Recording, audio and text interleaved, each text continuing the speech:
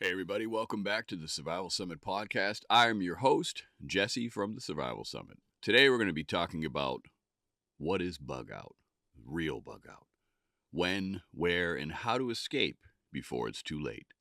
What is the truth about bugging out? First, mastering the P.A.C.E method. P.A.C.E stands for Primary, Alternate, Contingency, and Emergency. The P.A.C.E method and establishing your triggers. What are the triggers that would cause you to actually bug out in the first place?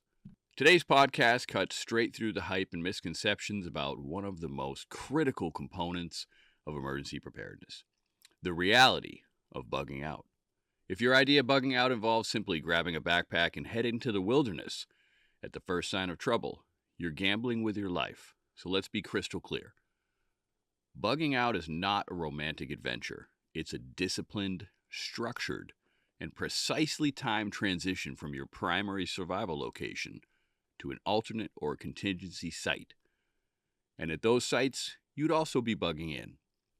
Bug out, it's been pushed all over the internet for years as basically taking a pack and going out to live in the woods. That should always be the last case in your P.A.C.E plan. That should be the emergency in P.A.C.E, not your alternate and not your contingency. There's other ways to do it. Don't get fooled into thinking that going out and living in the woods is going to be the first thing that you should do, because it is definitely not. So in P.A.C.E planning, your guide to emergency preparedness and bug out strategies, the book that we put out, I believe this book came out in January, we emphasize a layered approach to preparedness. Each one of these layers represents different degrees of backup plans designed to address escalating emergencies. Understanding each layer clearly and knowing exactly when to transition between them is going to be crucial. Your primary plan is typically sheltering in place, your home base. Most emergencies don't require even leaving your house. Your home is your strongest defensive position. It's stocked with food, hopefully, water, medical supplies, and you should have security measures in place. Staying put is almost always your safest choice, assuming you are adequately prepared and depending on where you live. And of course, what the event is. If you live in a big city and it's some type of grid down event, you're going to want to get out of there because things are going to get crazy really fast. But a lot of people, maybe you live in the suburbs, maybe you live in a really good neighborhood with a lot of neighbors that are also prepared. That could be a really good defensive system and a really good bug-in plan. Everyone's circumstances are going to be different. If you see a video on the internet that says, this is what you do during this event, that is not going to apply to everyone across the board. So if someone tells you that, you should probably stop watching them. Sometimes the situation is going to escalate beyond your control, and that's when clearly defined triggers are going to activate your alternate plan, your true bug-out plan. Your alternate plan doesn't mean fleeing immediately into the wilderness. It means relocating to a structured, pre-planned, and secure alternate location.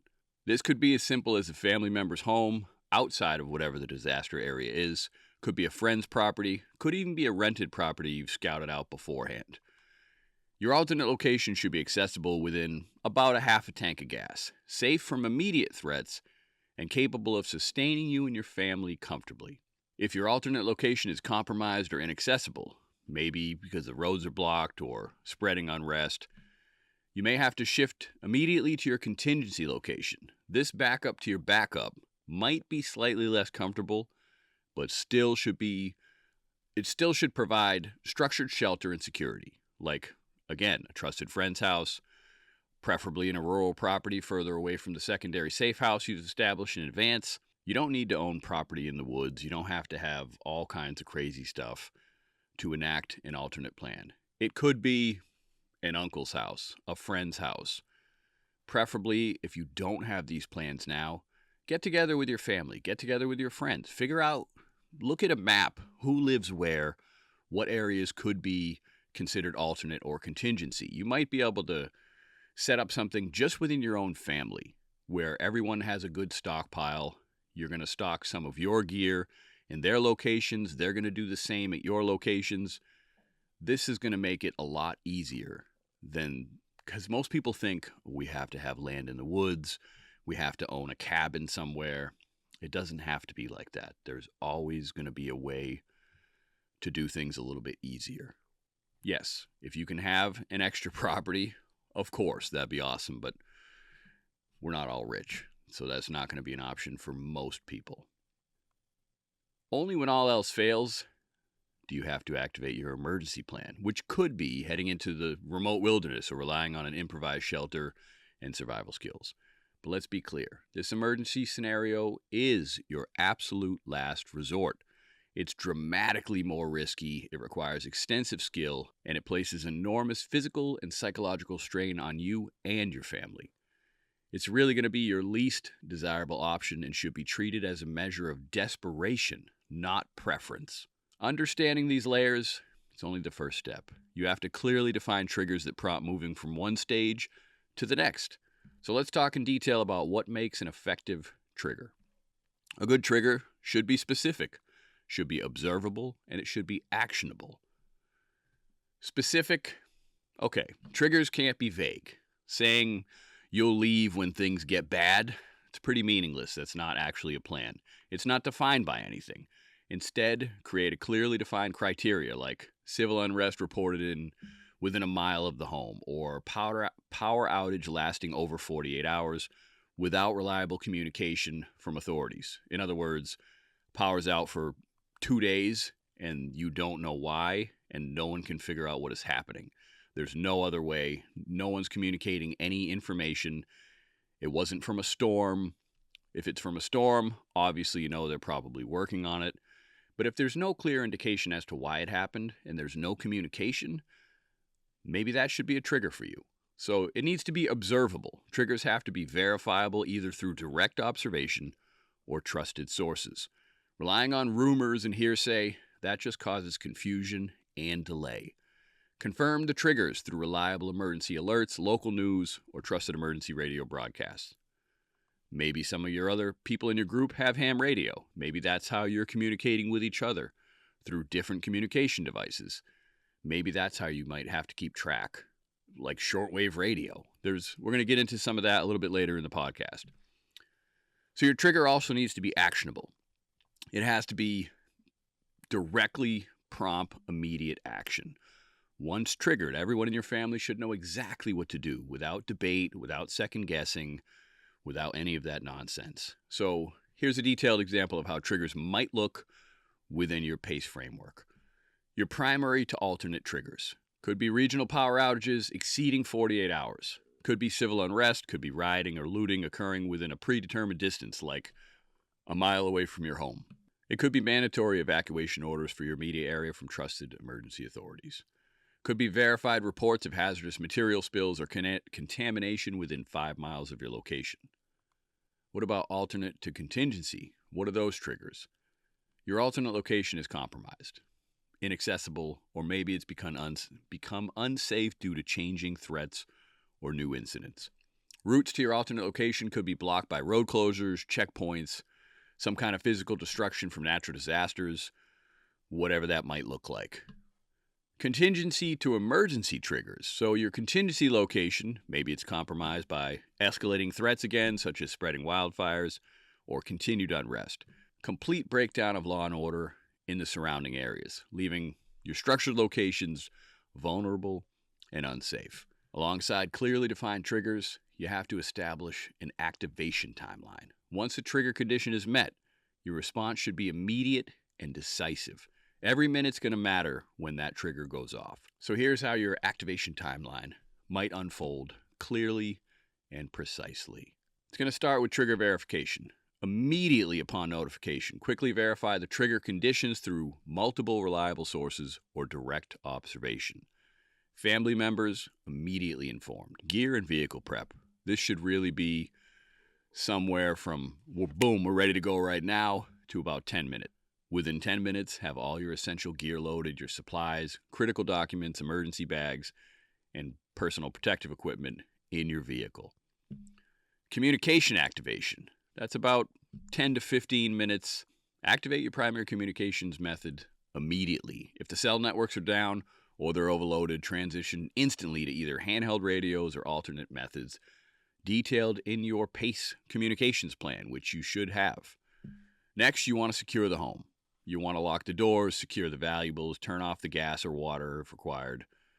Next, you want to secure your home. Lock the doors, secure any valuables, turn off the gas, turn off the water if you need to, and make sure basic home security measures are activated. You never know if you're going to be able to come back or not, so just get your home secure before you leave.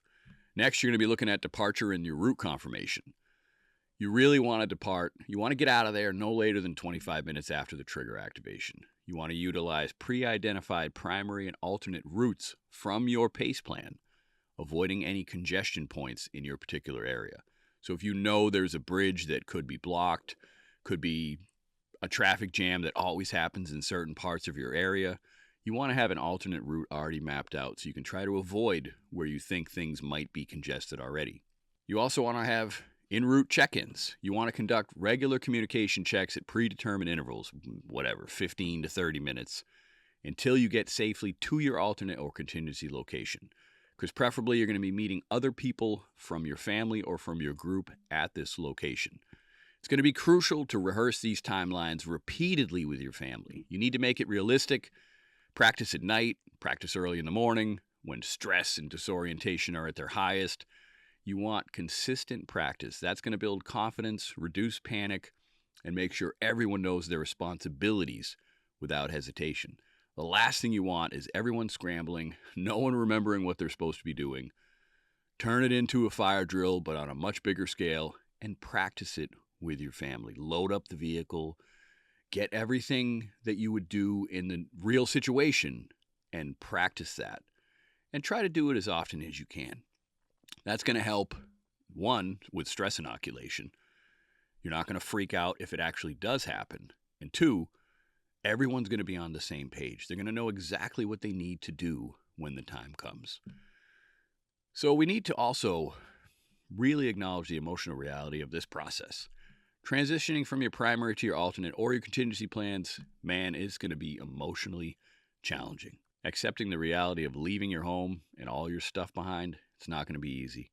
But addressing these emotions openly beforehand can significantly reduce those psychological barriers during an emergency. So again, clearly define and rehearse your bug out triggers, your timelines within the structured layers, preferably of your PACE plan that you've already put together. You want to basically transform your plan from wishful thinking to genuine preparedness. Your alternate and contingency plans, they should be offering safe, structured locations wherever you choose those to be. Your emergency plan, please, again, has to remain a last resort.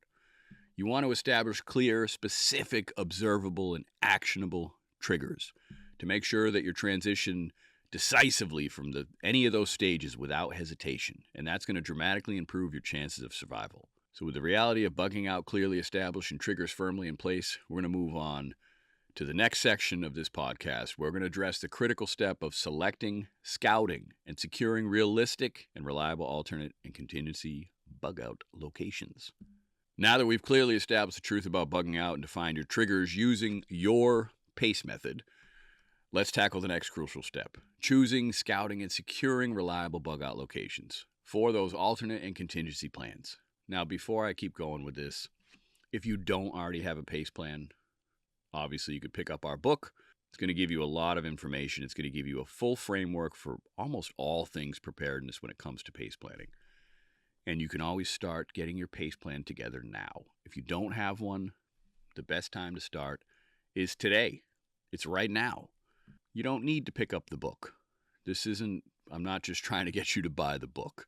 You could learn about PACE planning on the internet. You could Google, try to find there's a lot of great videos about PACE planning on the internet.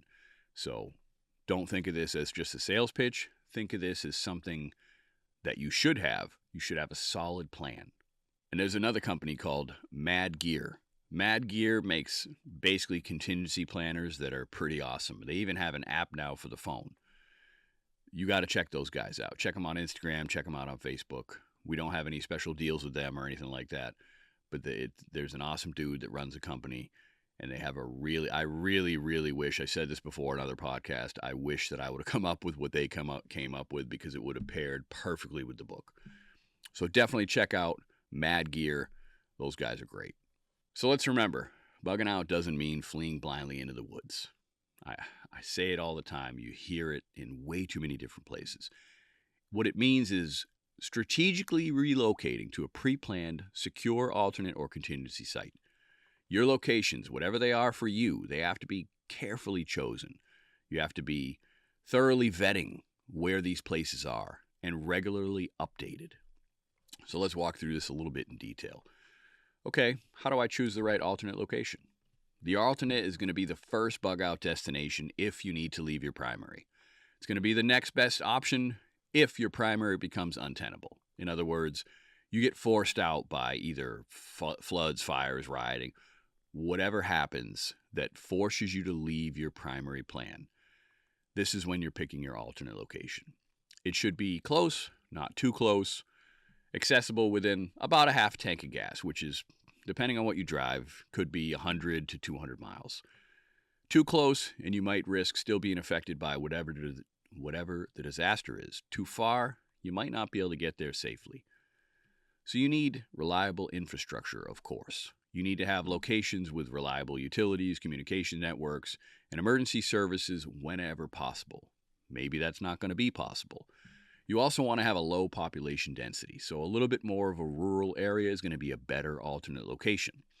The fewer people in the area, the less likely resources are going to be overwhelmed or security is going to be compromised during some kind of a widespread crisis. You also want to have sustainable resources, so choose a location with good access to at least clean water, food sources, and some kind of fuel availability if possible. The biggest part, trusted connections. You want to make sure, ideally, you're selecting a location that belongs to someone you trust, a relative, close friend, or mutual aid partner who has agreed to host you in an emergency. Let's illustrate this clearly with an example. Suppose your primary is a home in a suburban area. Your alternate location might be a sibling, your sister or your brother's house located on a rural property 90 miles away. The property meets all the criteria: accessible roads, stocked resources, secure shelter, and trustworthy occupants. If your brother or your sister agrees, this becomes your alternate location. This should be the place that you go if your primary is untenable in however that happened. What about contingency locations? Let's say the alternate location is also compromised. Maybe the roads are blocked, maybe the violence that was going on spread a lot closer, or the host property itself becomes unsafe for whatever reason. You're going to rely on your contingency location now.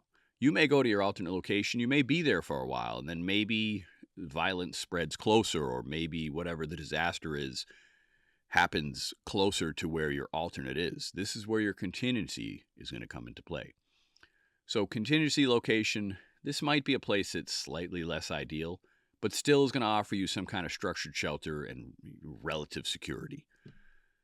You want to choose locations that are going to be obviously further from the crisis area, reducing the likelihood of having similar issues that you may have had at your primary and your alternate. You still want to be within a reasonable travel distance, 200 to 300 miles, accessible with what you have for fuel reserves or stored gasoline. So when you're mapping out your PACE plan, let's say you have a primary and alternate, maybe you have two alternates, and then you have a contingency, and then you have a drop-dead, last worst-case emergency plan. In those locations, or at least in cache locations en route to those locations, you should have stored fuel so that you know, okay, I get to my alternate. What about if I have to go to my contingency? I just used up all my gas. You should have stored fuel at your alternate location to get you to your contingency as well. Yes, this is going to take a lot of planning, but it's not as much as you think, especially if you're doing it with family or close friends. Work as a team, work as a group, coordinate on resources. It's going to be much, much easier. You also need to be capable of meeting your family's basic survival needs for several weeks at a minimum. Everything needs to be pre-scouted, especially your contingency, because you're already on your backup to the backup. So you need to be pre-scouting to make sure that you're going to avoid any surprises during a real emergency. As an example, let's say your contingency site could be an aunt's house. It's a rural property. Maybe it's a cabin you own, or maybe it's something you've rented, or maybe a secondary site established within your specific group. which sometimes people call mutual aid networks. This is going to ensure that you still maintain structured shelter without resorting immediately to wilderness survival, because again, that is not going to be easy. So selecting locations on a map, it's not going to be enough. You have to physically scout each site to evaluate the key criteria in person. So you should have some kind of a checklist for scouting trips. Route evaluation. You want to make sure you physically drive your primary and your alternate or multiple alternate routes to those places. Access road conditions, you want to check out all that stuff. Any potential hazards like bridges or choke points. Fuel availability along the way. That's going to be huge. You want to mark safe rest points and areas to avoid clearly on the map so that you know this is an area that I think is going to be a problem. Don't go that way. Mark it on the map. Don't just try to remember everything.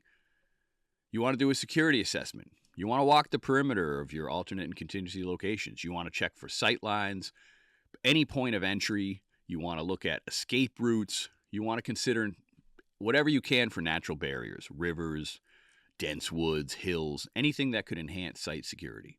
You want to identify potential hazards or vulnerabilities clearly and plan how to mitigate them. What about resources? You want to confirm the water sources, whatever they are, wells, streams, rainwater capture systems. And of course, you want to evaluate food availability. Are there resources for gardening, hunting, or fishing? Any of that stuff nearby? How much food do you have stored? Whether you have 25-year freeze-dried foods, whether you have 5-year emergency rations, you want to make sure that part of your PACE plan is making sure that in all of your locations, you have everything you need as far as food, water, medical. These are all things you need to think about. And assess any local stores that could have supplemental supplies in that area. You want to make sure you map this stuff out. You want to mark this stuff on a physical map. Sure, use GPS. GPS is great. You can mark waypoints. But what if that GPS fails? You want to also have a backup to pretty much everything. That's the framework in our book, PACE Planning, goes over all that stuff. Pretty much every category. You're going to go over shelter, fire, water, food, medical, land nav, signaling, you name it, personal protection. There's going to be a PACE plan example for all of that stuff. So a big one in an alternate or contingency location is inspection of the shelter. Where are you staying? You need to make sure, obviously, it's structurally sound, it's secure against weather extremes, and you want to make sure if there's any repairs or reinforcements, like maybe you need stronger doors, maybe you need window coverings, maybe you need better insulation because maybe your contingency location is close to a colder area, or maybe it's close to a beach area that's not insulated because it's more of a summer home. You're going to run into that type of thing in certain scenarios because a lot of people have homes in certain areas of the country that they don't worry about heat.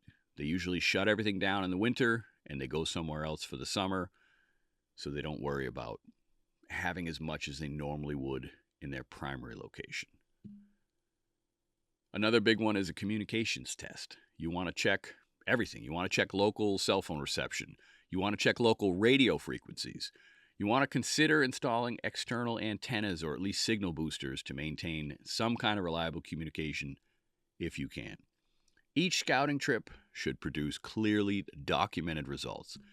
Pictures, maps, notes, everything secured not just on a notebook, but secured in a digital format too. Have a backup to the backup. And you want to regularly update these scouting records as often as you can. All right, securing locations. Once you've chosen and scouted, ensure your alternate and contingency locations are secure and sustainable for immediate occupancy. Now, great. If it's a family or a friend's house, you should be good to go. But if it's not, let's say you scouted out an area that has corporate cabins for rent, and it's a time of year where it's cold. Maybe no one's even going to be there. Maybe that has to be one of your alternate or contingency locations. Maybe you don't have someone that lives in a good enough area to pick their area as an alternate or a contingency location. Maybe you are picking some kind of campground or something that you know is like a corporate rental, and some private family isn't going to come there in an emergency and try to take you out if you took over their property. In a lot of cases, you might be able to find something that is a corporate rental that someone's family doesn't already live in. Just another option to think about. We heard that from Jonathan Holloman. He was talking about that. I believe it's in one of his books, that some of these locations that you could choose for alternate and contingency locations could be something to that effect. All right, supplies. You want to make sure that every single location is stocked with a minimum of 2 weeks of non-perishable food, stored water, and at least have a reliable filtration system. This is 2 weeks of food, not just for you, but for everyone in your family, everyone in your group. So you want to make sure if you do have a group, everyone is participating, everyone is stocking up equally. You don't want to have to do it all yourself, because if 2 of the people in your group don't establish any supplies, they're going to run through your supplies 3 times as fast. You also want to make sure you have medical supplies, plenty of items for hygiene, extra clothes, fuel for cooking, fuel for heating, any kind of tools, definitely defensive items. Make sure everyone has good training with firearms. Hopefully everyone does have one. Maybe you're not into that, but you probably should be if you're not. Now, hidden caches. You could have buried or concealed secondary cache locations of critical supplies near any one of those properties. You also want to clearly document those cache locations with GPS coordinates and physical maps. And do the P.A.C.E method. If you're going to write something on a map, don't just put the exact coordinates, like pick this tree and then tell them exactly how many feet in each direction. If somebody gets a hold of that map, they're going to know exactly where your stuff is. Do the P.A.C.E method. So if you pick a landmark, say you pick, a giant oak tree, P.A.C.E 50 feet north and 50 feet east. So you go 50 feet north, 50 feet, or whatever, 15 yards, however you want to do it in whatever direction. Form some kind of an L and keep it the same for every single cache location. So if I say, all right, every time I circle a landmark on my map, I'm going to go 15 yards north and then 15 yards east. And that's where my cache is actually buried. If you know that that is your P.A.C.E location, anybody could find your GPS coordinates, and they're never going to find your cache unless you tell them, because you have it paced off and you're the only one that knows the pace to get to that cache location. It's just something to keep in mind. We learned that from Josh Enyart, the gray-bearded Green Beret. We did a great film with him called Green Beret's No Nonsense Bugout, and he went over a ton of this stuff. And the guy is super intelligent. He was a former Green Beret. He now teaches wilderness survival. You got to check that guy out. graybeardedgreenberet.com. He sells a lot of the same stuff we do, but this isn't a zero-sum game. We don't care, pushing people to other websites other than our own, thesurvivalsummit.com, because there's going to be value in a lot of different places besides us. So we're not going to try to be selfish. Go out, do some training with guys like Josh, do some training with guys like E.J. Snyder. There's a lot of great resources out there, and there's a lot of great guys and a lot of great companies. All right, security. Fortified doors and windows with reinforced locks, shutters, whatever, or boarding materials like plywood. If it's feasible, if you have power, consider motion-activated lighting, alarm systems, of course, and definitely surveillance cameras. Cameras have gotten so much cheaper now. There's a lot of great stuff out there, even 4K cameras that are relatively cheap compared to what they were, 5 or 10 years ago. It used to be really expensive to try to put up a surveillance system. It's not that expensive anymore. All right, communications. What do you have for communication redundancies? You want to have pre-positioned ham radios, spare batteries, solar chargers, solar power banks, antennas. You want to make sure also you have written instructions clearly detailing the usage for any family members unfamiliar with these devices. Ham radio is not, you're not just going to pick one up and be like, oh, it's not a two-way radio. You need to know how to use those. Yes, you need a license, and especially if you're going to train on ham radio, you need to have a license. But in an emergency, no one's going to be asking for your license. But that still doesn't negate the fact that you have to learn how to use them first. You have to get familiar with them. Again, it's not a two-way radio. It's not quite that simple. Maybe ham isn't part of your system because maybe you don't know enough about it. Maybe you're using two-way radios, GMRS. Whatever you're going to use, just make sure everyone knows how. and make sure you have some type of instructions, like what channel are you going to be on, so everyone's on the same page. All right, let's talk about a realistic scenario. Suppose civil unrest escalates rapidly in the city wherever you are, and you have to activate your alternate plan. So you're going to be heading immediately to your siblings' rural property. You encounter unexpected roadblocks and must quickly activate your contingency plan. So you tried to get to your alternate and some crazy stuff was going on. You couldn't get there. Oh no, what am I going to do now? I have to go immediately to my contingency plan. Doesn't mean you can't try to get back to your alternate if you had to, because preferably that's going to be a better stock location, because you thought, hopefully I'll never have to use my contingency. But let's say you do. You're going to want to reroute directly to the contingency site. You know, again, it could be an off-grid cabin, or it could be just another relative's house, previously stocked and ready to go and secure. Because you've prepared thoroughly with your P.A.C.E plan, you already have 2 weeks of food. You already have, buried emergency caches nearby that maybe have water filters. Maybe they have medical equipment. Maybe they have extra ammo, because ammo is heavy. You're not going to want to carry that stuff long distances if you need to put it in a cache. If you have a cache location around any of those, primary, alternate, contingency, or emergency locations, that's the one thing that I would make sure you have plenty of stock there, is ammunition.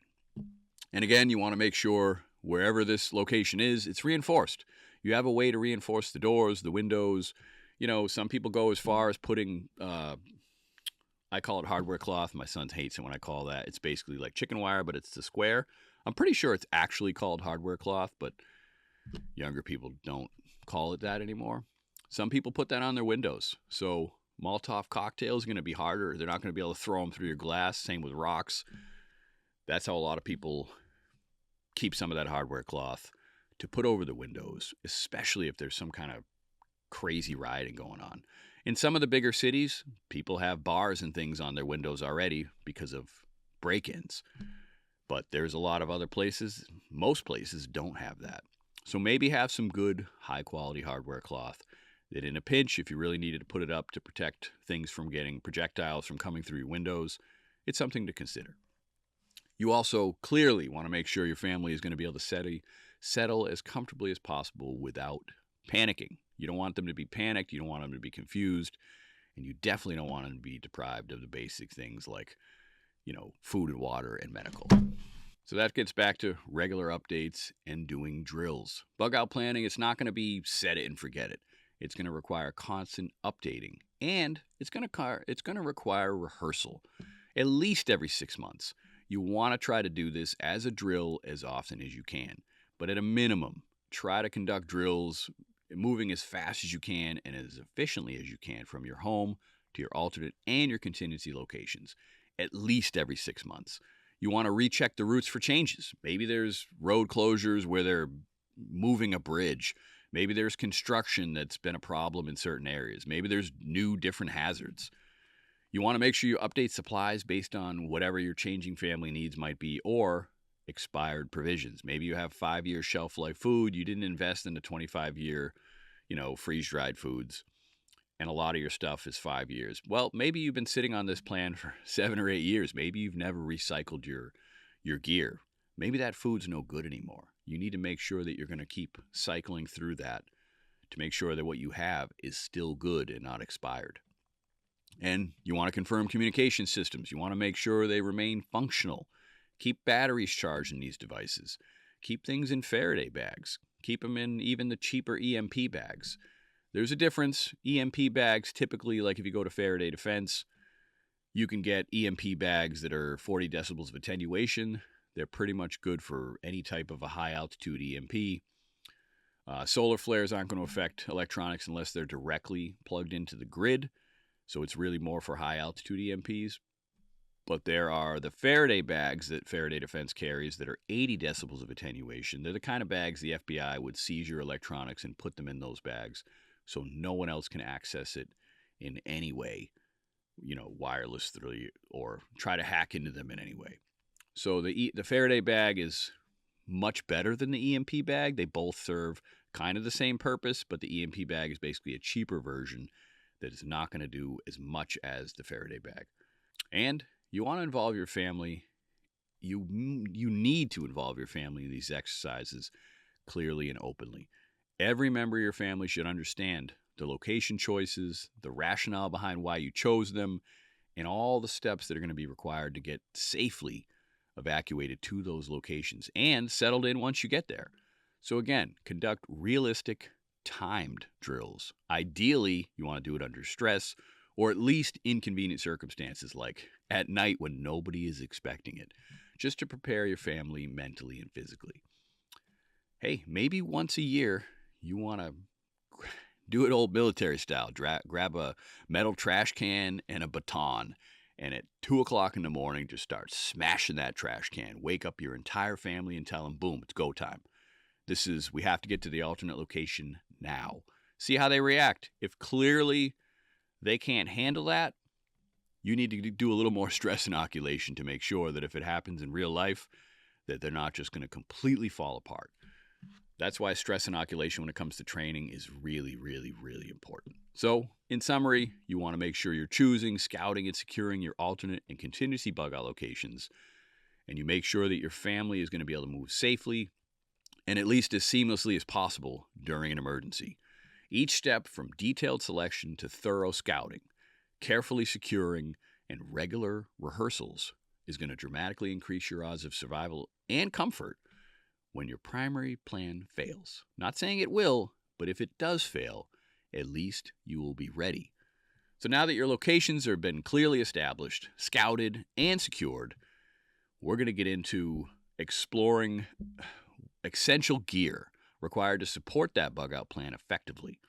And it's going to be directly from our comprehensive gear guide and the principles outlined in our other new book, The 9 Pillars of Preparedness. So what is the essential gear for your bug out plan?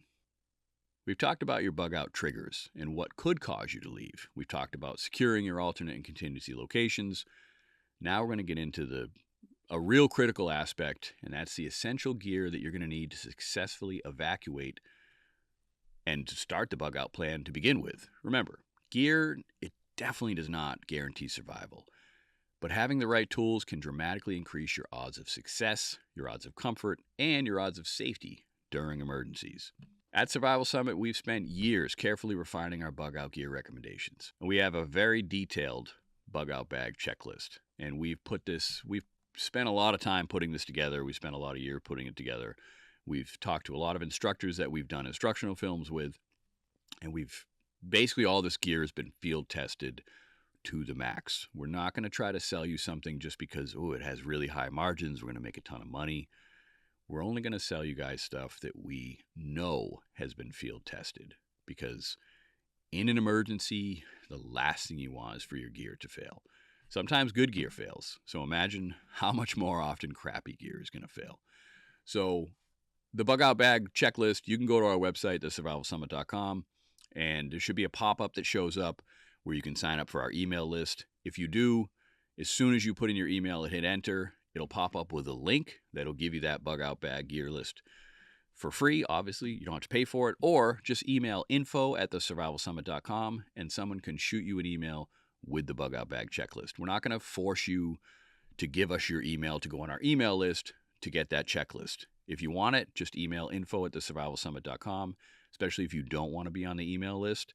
Then just email us and ask us for it, and you won't have to go through that extra step. So we're going to combine PACE planning with the 9 Pillars of Preparedness, and it's going to give you a precise, proven, and practical guide to help assemble your kit, not just based on the checklist. You may have gear that is your favorite. You may have a favorite axe or a knife that you like more than what we have on our checklist. Obviously, that's perfectly fine. People have different preferences. There's a lot of gear out there that has similar qualities to other gear, and some people like the stuff better. We're not going to try to say, hey, you should only get this knife, or you should only get this. That's not how this works. You should get what you're comfortable with, something that you know has been field tested, especially, and you want to field test it yourself as well. But you want to go with what you're comfortable with. But please make sure it's tested. And make sure you understand how to use it. Don't just, put the brand new IFAK in your bag and you don't know how to put on a tourniquet or use a pressure dressing. You really need to learn these things.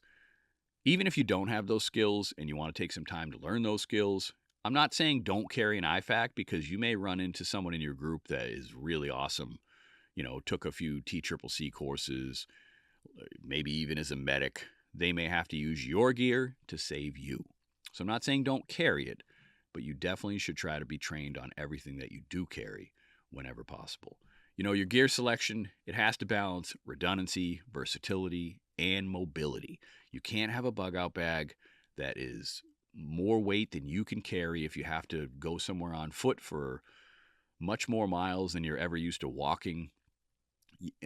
If you don't ruck all the time and you're not practicing with weight, you don't actually know how far you can go with a backpack. So if you're carrying 60 pounds of gear on your back, what if you can only go a couple miles with that? How is that going to help you?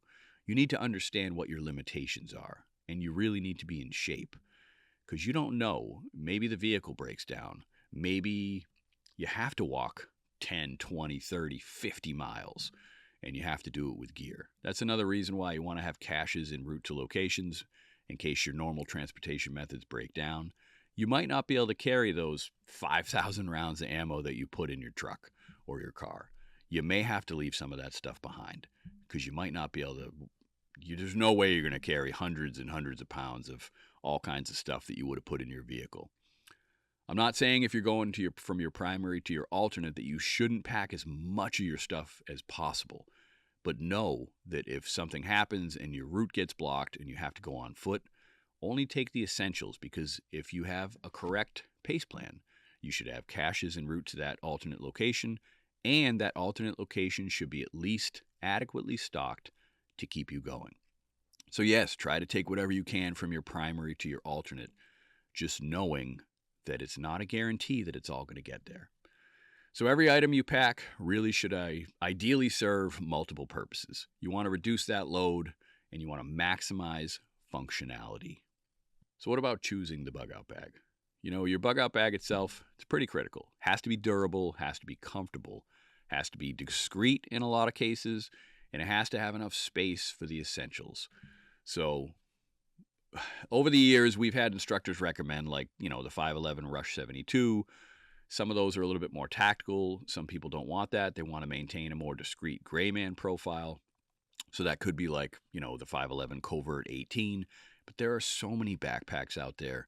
As long as they are tested and they have good reviews and they're very, very high quality, there's just so many different options that you can choose from. Everything from the plainest looking bag you've ever seen in your life to like the craziest, most tactical bag.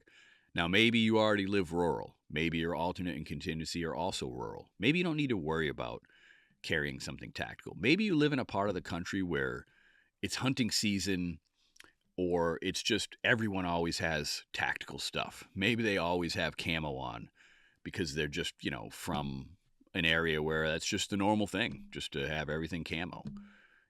Good old school redneck, love wearing camo. That's the case in a lot of places. So you don't always have to be, there's no specific gray man. Gray man is subjective to whatever area you're in, the baseline for that area. You see that online a lot where people say, no, you need to look homeless, you need to do this. Well, no. You need to match the baseline for the area that you're in, and that's going to be changing as you go from primary to alternate to contingency. So gray man is always subjective. It's not just one look. If you hear that, maybe move on, because it doesn't make a lot of sense. So when it comes to backpacks, you want to make sure the stitching is good, it's robust, it's durable. You definitely want water-resistant materials whenever you can, and you want to have enough storage compartments to make sure, not just for organizing all your stuff, but for easy access. You want to have comfortable straps and back support, especially if you have to go on longer trips and longer rucks with your pack. I would say you definitely want to have a chest strap, because it's going to help. Sometimes when you're walking with a backpack and there's no chest strap, it's going to start slipping off your shoulders. It's going to get really uncomfortable really fast. So a nice chest strap high on the chest is going to keep that secure on your shoulders. And then another big one is the waist. You want to have that waist belt as part of that backpack, because that's going to kind of hug that backpack. It's going to take a lot more weight off of you, and it's going to make it easier to move and easier to carry that weight. So comfortable straps and comfortable back support are going to be critical when it comes to backpacks.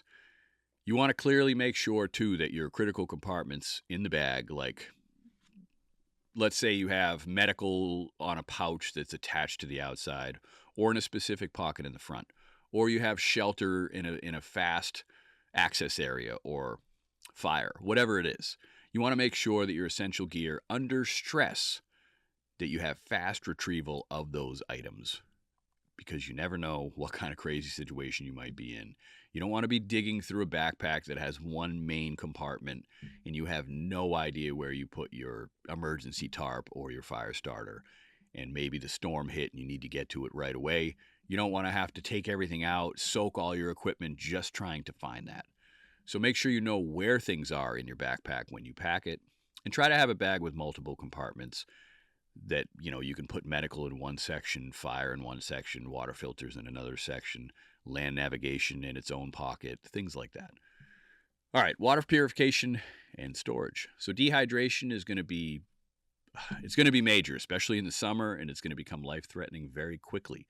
Clearly, water beyond shelter is going to be one of your top priorities. You want to make sure you have multiple purification methods to ensure that redundancy. You want a primary filtration device, whether you like the Sawyer, Micro, or you like the Grail GeoPress. You want to have reliable and fast methods like these filters, because they're going to remove pathogens, chemicals, and in case of the Grail, it's going to remove viruses as well. Your backup methods could be chemical, purification tablets and stainless steel bottles for boiling water if those filtration devices fail or they break, or maybe they, reach their threshold. You may say, hey, I can get 100,000 gallons out of this particular filter, but if you're not back flushing it, and even if you are, and the water's a little more dirty in certain areas, you're not going to get anywhere near that. So you need to make sure that you're trying to maintain your equipment, and don't think that if you have a water filter that's good for, 100,000 gallons, it's going to last your whole life. It's probably not. You want to make sure you have multiple methods. And if you have a single wall stainless steel bottle for boiling water, or titanium, whatever you choose, you want to try to boil water as much as possible. Don't waste the filter if you don't have to, but if you're in a pinch and you need to get water quickly directly from the water source, one of those filters is going to be the best way to do it. What about storage? Do you have a Camelback style hydration bladder in the backpack where you can, let's say you stop at a water source, you're going to drink as much as you can while you're there. You can fill up your hydration bladder in your backpack. You can fill up your double wall stainless. And if you have a Grail GeoPress, the Grail also has a single wall stainless steel cup that's a pretty good size that slips into the Grail GeoPress, so it takes up a lot less space. You could fill up all of those. Fill up the Grail. Fill up your hydration bladder at every stop. That way, you're not constantly looking for water. Same thing with Nalgene bottles. You can have collapsible containers, and you can carry a lot more water, between any opportunity to refill the water. You want to practically test each method, again, beforehand, ensuring you know how to clearly use each device. Sometimes people buy filters that maybe require a battery, or they don't even know how to set them up properly. They don't really know exactly how they work. Obviously, if it's a handheld filter, they're pretty simple. I'm not going to go through it, but just make sure you understand how to use your equipment and how everything operates. Food. What about food and nutrition? Okay, you can survive a lot longer without food than you can with water. But adequate nutrition, it's going to help you with morale, it's going to help your energy levels, and cognitive function under stress is going to be huge. Yes, can some people live 3, 4, maybe even longer, more weeks? Yeah. Are they going to be in any type of condition to be moving long distances? No. You're going to be expending tons of calories trying to do a lot of things that you normally wouldn't do, and you're going to be doing them under stress and under pressure. So food and energy is going to be far more important than you could possibly imagine. Sometimes people think, oh, well, if I could live for a month without food, I don't really even need to pack much. Don't do that. Don't be that person, because you're going to be shocked how fast you're going to be completely depleted, especially if you're expending a ton of calories or it's summertime and you're doing a lot of activity. You're going to be really shocked at how much food you're actually going to need to sustain yourself at any decent level. So you want calorie-dense, compact foods as much as possible. Maybe in your bug out bag you have energy bars, nuts, trail mix, beef jerky, freeze-dried meats. They're going to require a little bit of preparation with water. Those types of things are going to be typically stocked in your primary, your alternate, or your contingency location. But emergency food rations, like I use the SOS rations. They're 3,000 calories per bar. You can use Daytrex. That stuff's going to be really dense, somewhat lightweight. They're not that lightweight. They can get a little bit heavy depending on how many you carry. And they last about 5 years. You can also make your own. I think we put a video up a couple years ago about how to make your own emergency rations. And it doesn't take a lot of expensive stuff to do it. It's very cheap. You just want to make sure you vacuum seal them. Some people complain because it has like things that you normally wouldn't eat. But if you're trying to survive, just don't worry as much about the ingredients. It's either that or dying. I'm going to eat some crappy food if I have to. But of course, if you have the money, try to store better foods that are better for you, of course. You also want to have lightweight cooking solutions. You want to have some kind of compact stove like a Jetboil or one of those Esbit solid fuel stoves. You want to please make sure you're rotating food items regular. You got to maintain freshness. You got to clearly mark expiration dates. Even if some of your food supplies have an expiration date, sometimes those dates get a little bit, from moving and storing stuff in bags, you can't see them as well. Write it in black magic marker. A bigger marking of when the food expires. You want to make sure you don't want to use something expired or compromised, especially if you're on the move, because that's the worst time to be eating something that could put you down. So be really careful about expiration dates. Another super crazy important, probably the most important depending on what the weather is shelter and clothing. Exposure, it's going to kill you faster than anything, faster than hunger, faster than the water, not having enough water. Your shelter has to protect you, not just from, wind and rain, but from cold, from sun. You want to make sure that you're packing at a minimum some type of versatile tarp, or at least one of those, old school military ponchos. You can get 2 of them, snap them together, and you can make a makeshift tarp. Or you can just use the tarp and that poncho as protection from some of it. It's not going to help you with the cold, but it's going to help you in some of the storm situations. Now, those old school, I bought some of those old military tarps, the ones with the snaps that you can use for tents. And I'm not going to recommend that because a lot of them are old and a lot of the material on them starts to degrade and they really smell. If you've ever bought any of the old school military ponchos from like eBay, if they smell bad, that is the material on the outside breaking down, and it can smell pretty disgusting, which means that those ponchos are not the same quality they were when they were first made. But the good news is you can get ponchos from Miltech and from Helicon, which I believe the Helicon ones, I think they're made in Poland. Miltech is a little bit easier to get, I think, and they're pretty cheap. I think they're like $20. I think we even stock a couple of those. We stock, I think, the green, and I think we stock the black.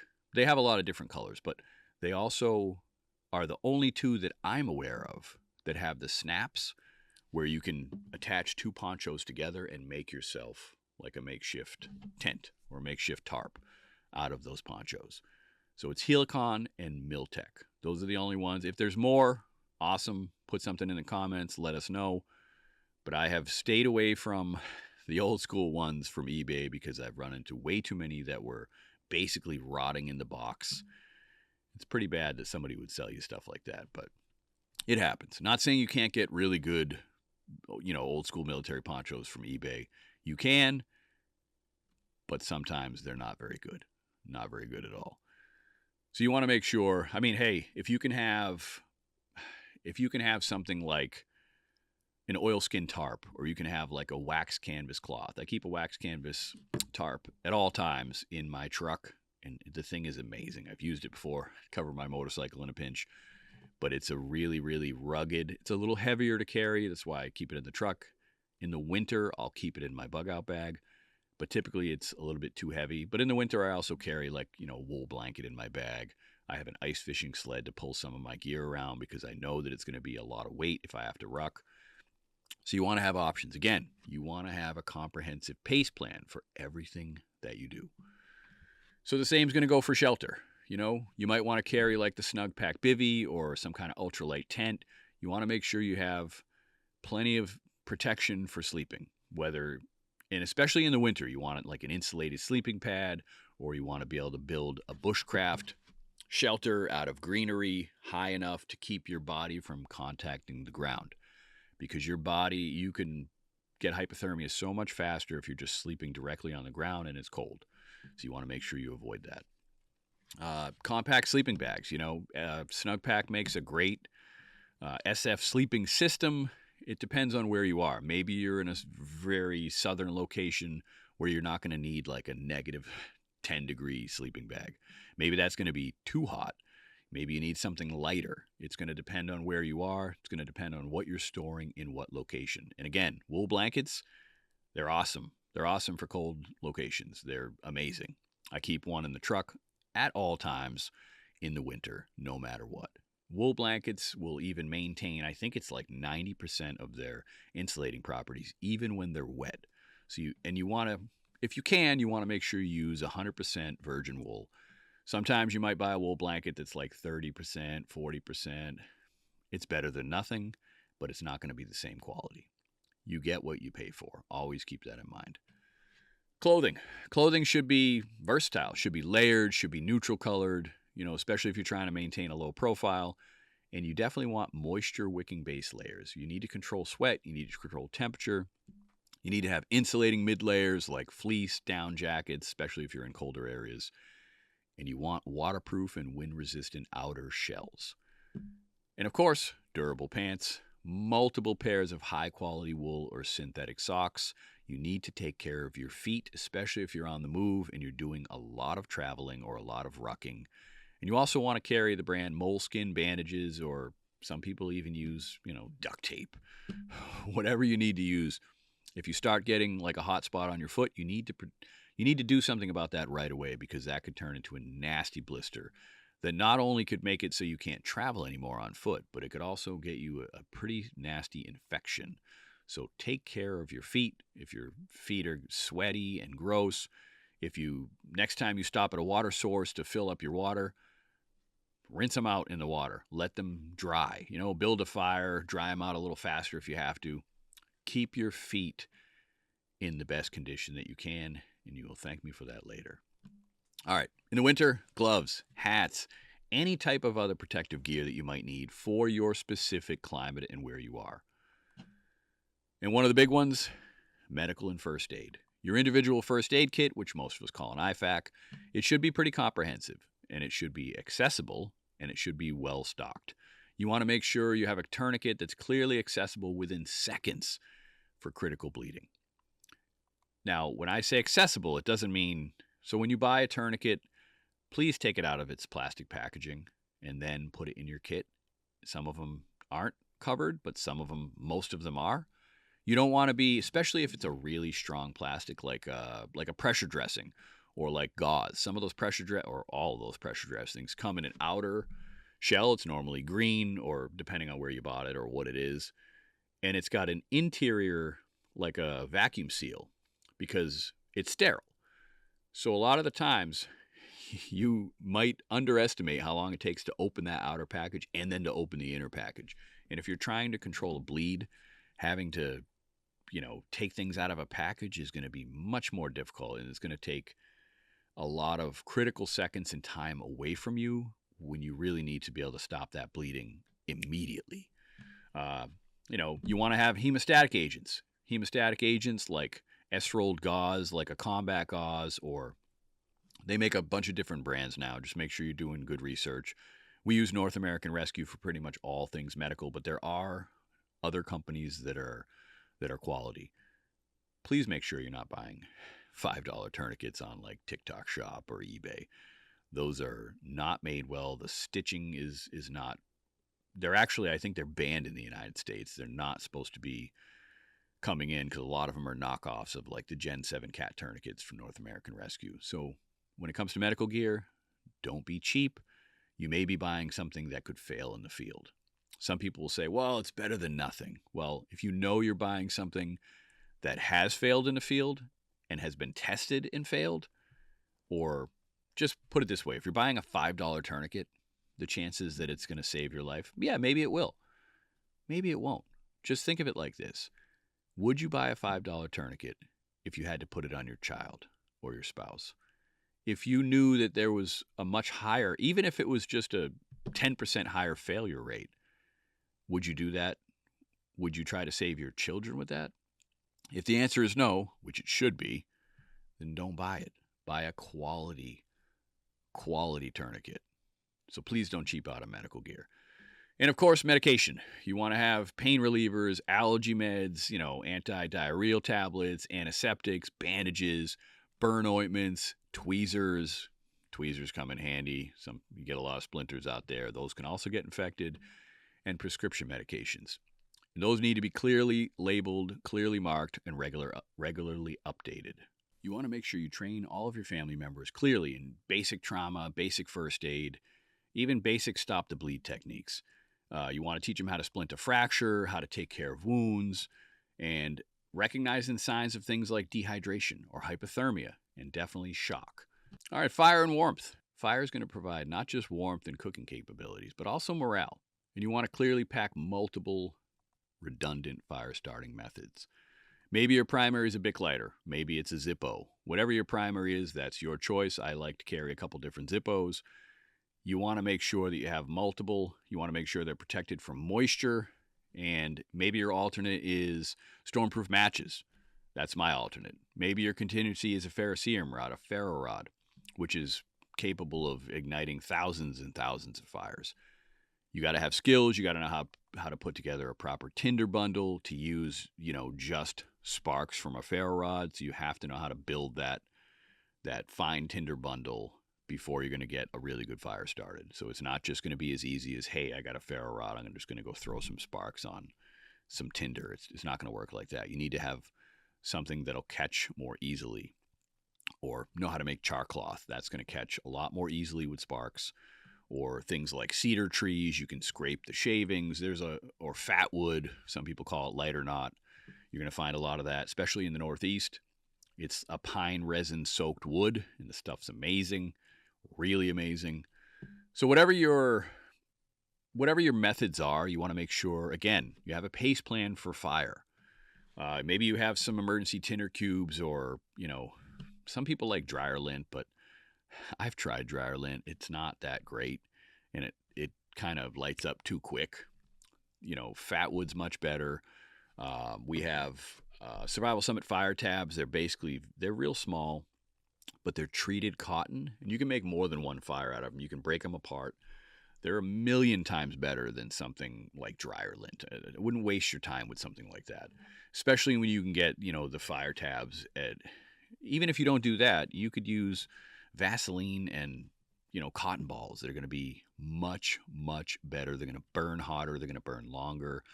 Please don't waste your time with dryer lint. I'm not saying that people talk about dryer lint as a resource. Don't take it the wrong way, but you don't need it.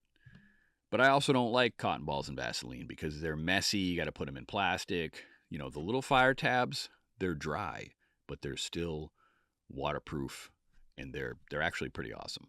And they light very, very easily. You just break them apart, kind of separate them a little. And they burn for a decent amount of time. Or like the Tindar wick, they call it. Uberleben makes a Tindar wick. It's basically, I don't have one close by, or I'd show it to you. It's basically like a treated wax or jute rope that has a bellow on it. So you can light the end with nothing but a spark from a ferro rod, and that'll stay lit for an hour. And you just slide the bellow over it to put it out. So you could use that multiple times. It's easier than, trying to use a stormproof match, because it's not going to stay lit forever. Some of them go, 5 to 7 to 10 seconds. But if you can have something like, the tinder wick that's going to stay lit for an hour. It's going to help you start that fire without wasting resources like matches or, fuel from your lighter or whatever you use. And, of course, you want to have practical fire starting techniques, and you want to practice them regularly in not just normal conditions. You want to make sure you have competence when you need it the most. So get really good at it when the weather's awesome, but then get even better at it when it's raining or when it's windy or when it's, snowing and cold. You need to make sure that not only do you have the skills with your gear, but that you have the skills with your gear under pressure and under bad conditions. It's very, very important. All right, what about navigation and communication? Clearly, navigation is going to be critical, especially when you have routes that could become blocked or unavailable. You need to make sure that you're equipped with a compass and a protractor. Especially in a rural area, you're going to want to make sure you have topo maps. If you don't live in a rural area and you live in more of a city, you're probably going to have street maps. You need to clearly understand how to read those maps, especially the topo maps, how to use the compass, how to use the protractor. You need to learn about navigation as much as you can. And again, you want to have paper maps. You want to clearly mark them with primary, alternate, and emergency routes, landmarks, water sources, food sources, whatever the case may be. Maybe you have P.A.C.E beads to make sure you're measuring distance traveled accurately on foot. You want to have GPS preloaded with offline maps. It's very important. And I also like to keep a GPS in a Faraday bag. But again, P.A.C.E plan when it comes to communication, P.A.C.E plan when it comes to navigation. Maybe your primary is a handheld GPS unit, or maybe that's your phone. Maybe your phone is your primary, that you're going to use for GPS. Maybe your alternate is an actual GPS unit. Your contingency should be maps and compasses. What's your alternate? It depends on what kind of skill you have. You need to look at, I really do, I swear I'm not just trying to sell you this book. You really do need to get the P.A.C.E planning book because it gives you so many different examples of all the different primary, alternate, and contingency methods that you can have when it comes to all things preparedness. And then we get a little bit more into the skills part of everything with the 9 pillars of preparedness. And something I think is a lot more important too is situational awareness. This book is massive and it goes over a ton of great information. We also have another book called Safe Church, Strong Church. I think I left a copy of that one in Vermont, so I don't have it to show you, but it's basically a book for, churches and Christian folk about situational awareness, specifically in the ministry and for their churches. All right, so GPS devices, again, preloaded with offline maps. Make sure you have rechargeable batteries. Make sure you have some kind of way to charge with a solar backup system or even just a power bank that you can also recharge by solar. Now, communications, same thing. You want to rely on the P.A.C.E network when it comes to communications. Your primary probably is going to be your cell phone or whatever messaging app you use. Your alternate, what is your alternate? Maybe it's a handheld radio. Maybe it's a Bofang. Maybe it's a two-way radio. Maybe it's a walkie-talkie. Maybe it's a satellite phone. Maybe it's a satellite messenger like, Garmin InReach or something like that. What's your emergency? Is it a whistle? Is it a signal mirror? Is it, bright panels for pretty much everything having to do with signaling? That could be a way to communicate with a group, especially in a very rural area where you don't have any communications. Hopefully you have a two-way radio that you kept in Faraday bags that you could still use at least between your group. All right, what about tools and defensive equipment? Tools are going to enhance versatility. They're going to provide critical capabilities in unpredictable scenarios. You definitely want a high-quality multi-tool. A lot of people like Leatherman. I actually carry a Gerber. What is the name of the one? I've had it for like 10 or 12 years. It's a really, really good version. I can't remember what it's called, but I like it a lot. I still should get a Leatherman. I think they have a much better rating. But I've had my Gerber multi-tool for at least 10 to 12 years, and I've used it in a lot of crazy situations, and I've never had a problem with it. It's the more expensive one. I think when it first came out, it was like $100 or $110, and I really wish I could remember the name of it, but I can't, and it's upstairs in my pants. I'm wearing pants, but I'm wearing sweatpants because I'm doing this podcast in my basement at the moment. Okay, that was probably too much information. You probably didn't need to know all that, but I said it anyway. Probably not going to edit it out because I don't care enough. All right, so you want to have a multi-tool for sure. You also want to have a fixed blade survival knife for heavier tasks, like maybe you're batoning wood, maybe you have to, build something for a shelter construction. You also want to have a really good compact folding saw and or a hatchet. In the winter, I like to carry both. Most of the time, I'll carry a silky saw, but in the winter, I definitely I like the Halsbruck All-Mic. It's more of a hatchet than it is an axe, but Halsbruck has a lot of amazing axes and hatchets. There's other companies that are also just as good. You want to have paracord. You want to have bank line, like twisted tarred bank line is better for certain tighter knots. It might be better than paracord when it comes to certain things, when it comes to shelter building, repairing stuff. Paracord and bank line can really, really come in handy. You might also want to have duct tape, zip ties, some kind of sewing kit. Defensive equipment, this is going to be highly personal and it's going to be context dependent, but it should be included in clearly defined items based on your skills, your comfort, and local laws, assuming that laws are still applicable at the time. So this could include, obviously, firearms. Could be pepper spray, could be defensive batons. It depends. Again, maybe you live in an area where you can't own firearms and you don't own firearms.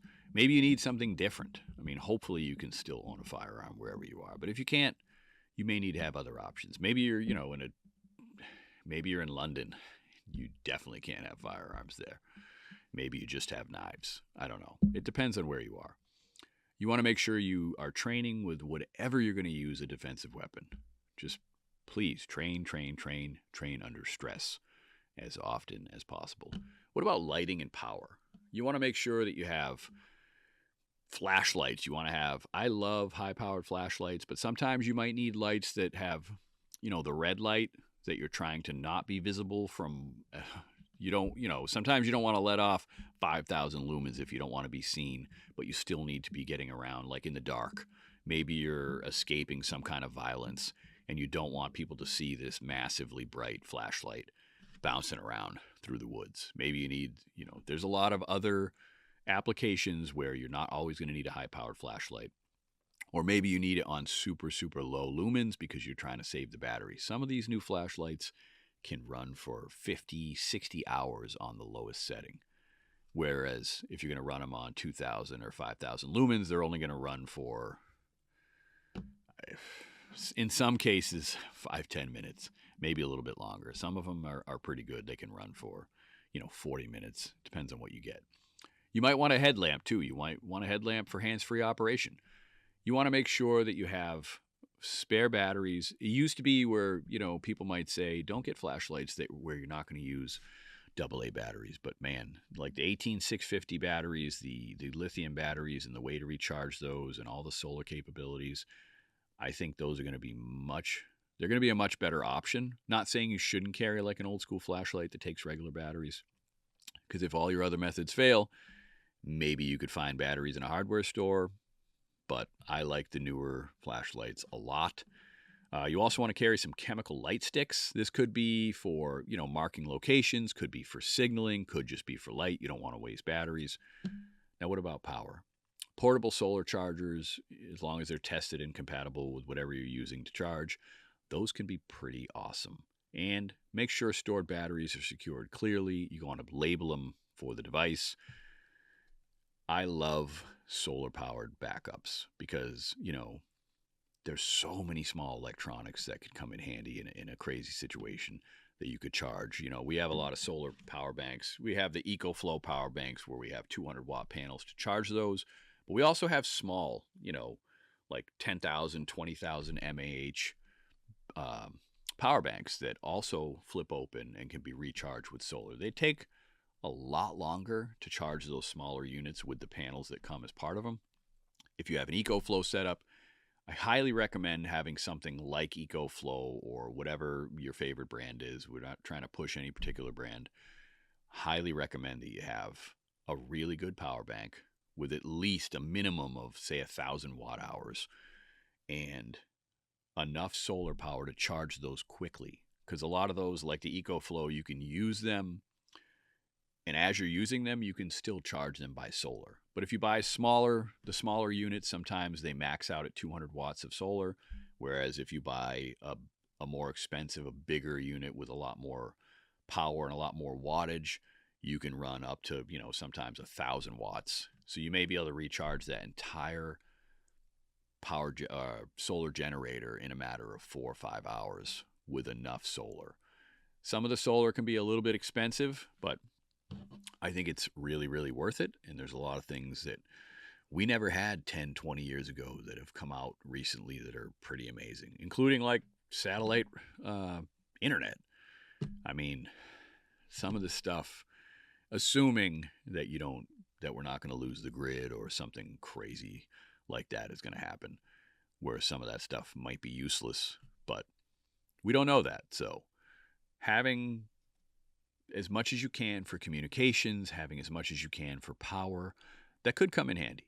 Yeah, maybe it all goes out the window. Maybe you got to go all back to analog. Maybe you have to go back to just using skills. That could also happen. That's why you need to be well-rounded and well-trained in all areas. What about documentation and cache? Clearly essential documents should be secured, should be waterproof, should be readily available. Maybe you do need an ID. Maybe you need a passport. Birth certificates, insurance policies, property deeds, medical records, things like that. You may, depending on what happens, you may not need them, but not every situation is going to be some kind of society-ending thing. So you want to keep copies of all that stuff, and you want to make sure you keep it safe. You also want to have cash reserves, because again, it's not always going to be society-ending where cash is worthless. Cash is going to come in handy in 99.9% of all other emergency situations, short of like complete societal breakdown. You want to keep it in small denominations, and this is going to be especially in case like ATMs fail, or maybe the power goes out because of a natural disaster and you can't pull cash, but cash is still perfectly fine and everyone's taking it, but you don't have it because you can't get it through the electronic systems that have failed because of the storm. So that's the type of thing you want to keep in mind. You definitely want to have cash reserves if you can. What about morale and comfort? Sometimes people overlook that, especially people with family and kids. You need to make sure that morale, including like small comfort items, like maybe it's family photos, books, a deck of cards, you have to have something to boost emotional resilience, especially for your children. All right, so let's summarize this. Gear, it's critical, but training and familiarity with that gear is way more essential and way more important than just the gear itself. You need to regularly unpack, inspect, and practice using every single item you have. You want to conduct drills, time drills. You want to pack your gear quickly and efficiently. You want to ensure every family member understands clearly not just where the gear is located, how it functions, how to adapt if it fails or you lose it, what the PACE plan is, what their PACE plan is for, say, fire and shelter and water. You want to make sure that you're fully equipped with not just carefully chosen gear, but your bug out plan has to be genuinely reliable and resilient, which is why PACE planning is so critical. So please make sure that you're doing some type of testing of your gear. Make sure that you're stress testing not just your gear but yourselves, because a chaotic event can really turn into a structured, confident response if you do it the right way. So with your gear choices now thoroughly covered and clearly explained, let's move into something different, where we're going to explore precise route planning and strategic movement security. These are going to be skills that are going to be essential for safe and effective evacuation under almost any circumstances. Obviously, you don't know exactly what's going to happen, so you need to have primary, alternate, contingency, and emergency. You need to have a backup to the backup to the backup to the backup as much as humanly possible. But route planning and movement security are going to be pretty damn huge. All right, so with your bug out triggers clearly defined, your alternate and contingency locations secured, and your gear expertly selected, it's time to master another critical skill set: route planning and movement security. Clearly, even the most well-stocked bug out plan could fail if you can't reach your destination safely. Detailed planning of multiple reliable routes is essential to ensure that you and your family make it to your alternate or contingency locations unharmed and without delay. You need to get there as fast as possible, obviously safely. So let's start by clearly establishing a foundational concept. Your routes must be planned with redundancy, flexibility, and realistic scenarios in mind. Each destination should have multiple routes: a primary route, alternate routes, contingency routes, and emergency routes. Clearly, redundancy is always going to be your friend. Without multiple options, you risk encountering obstacles like blocked roads, traffic congestion, damaged bridges, or security checkpoints, which could be pretty bad, leaving you stranded at the worst possible moment. You want to begin by clearly mapping your primary route to your alternate location. Ideally, your primary route should be the quickest, most direct, and easiest to navigate, but that's during normal conditions. Clearly understand that during a real emergency, conditions are rarely going to be normal. Your primary route is that's your first choice. It's not your only choice. It's just your preferred choice. Next, you need to have an alternate route that offers reliable backup if your primary route is somehow compromised. That could be compromised by people, could be compromised by flooding, could be compromised by fire, could be a lot of different reasons why it could be compromised. These secondary routes should avoid major highways if possible, or known congestion points. You want to make sure you're using back roads like service roads, any rural route that's going to be less likely to become clogged during an emergency.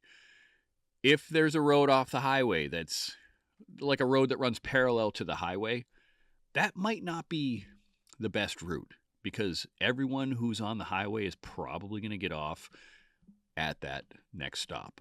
So what you want to do is try to figure out where it is that you're going to get off the highway, depending on where you are, and then still try to take even further back roads. Don't just try to take the road parallel to the highway, because that's probably going to become just as congested. So you want to also consider, you want to mark landmarks. You want to mark gas stations. You want to mark any spots that you could safely rest.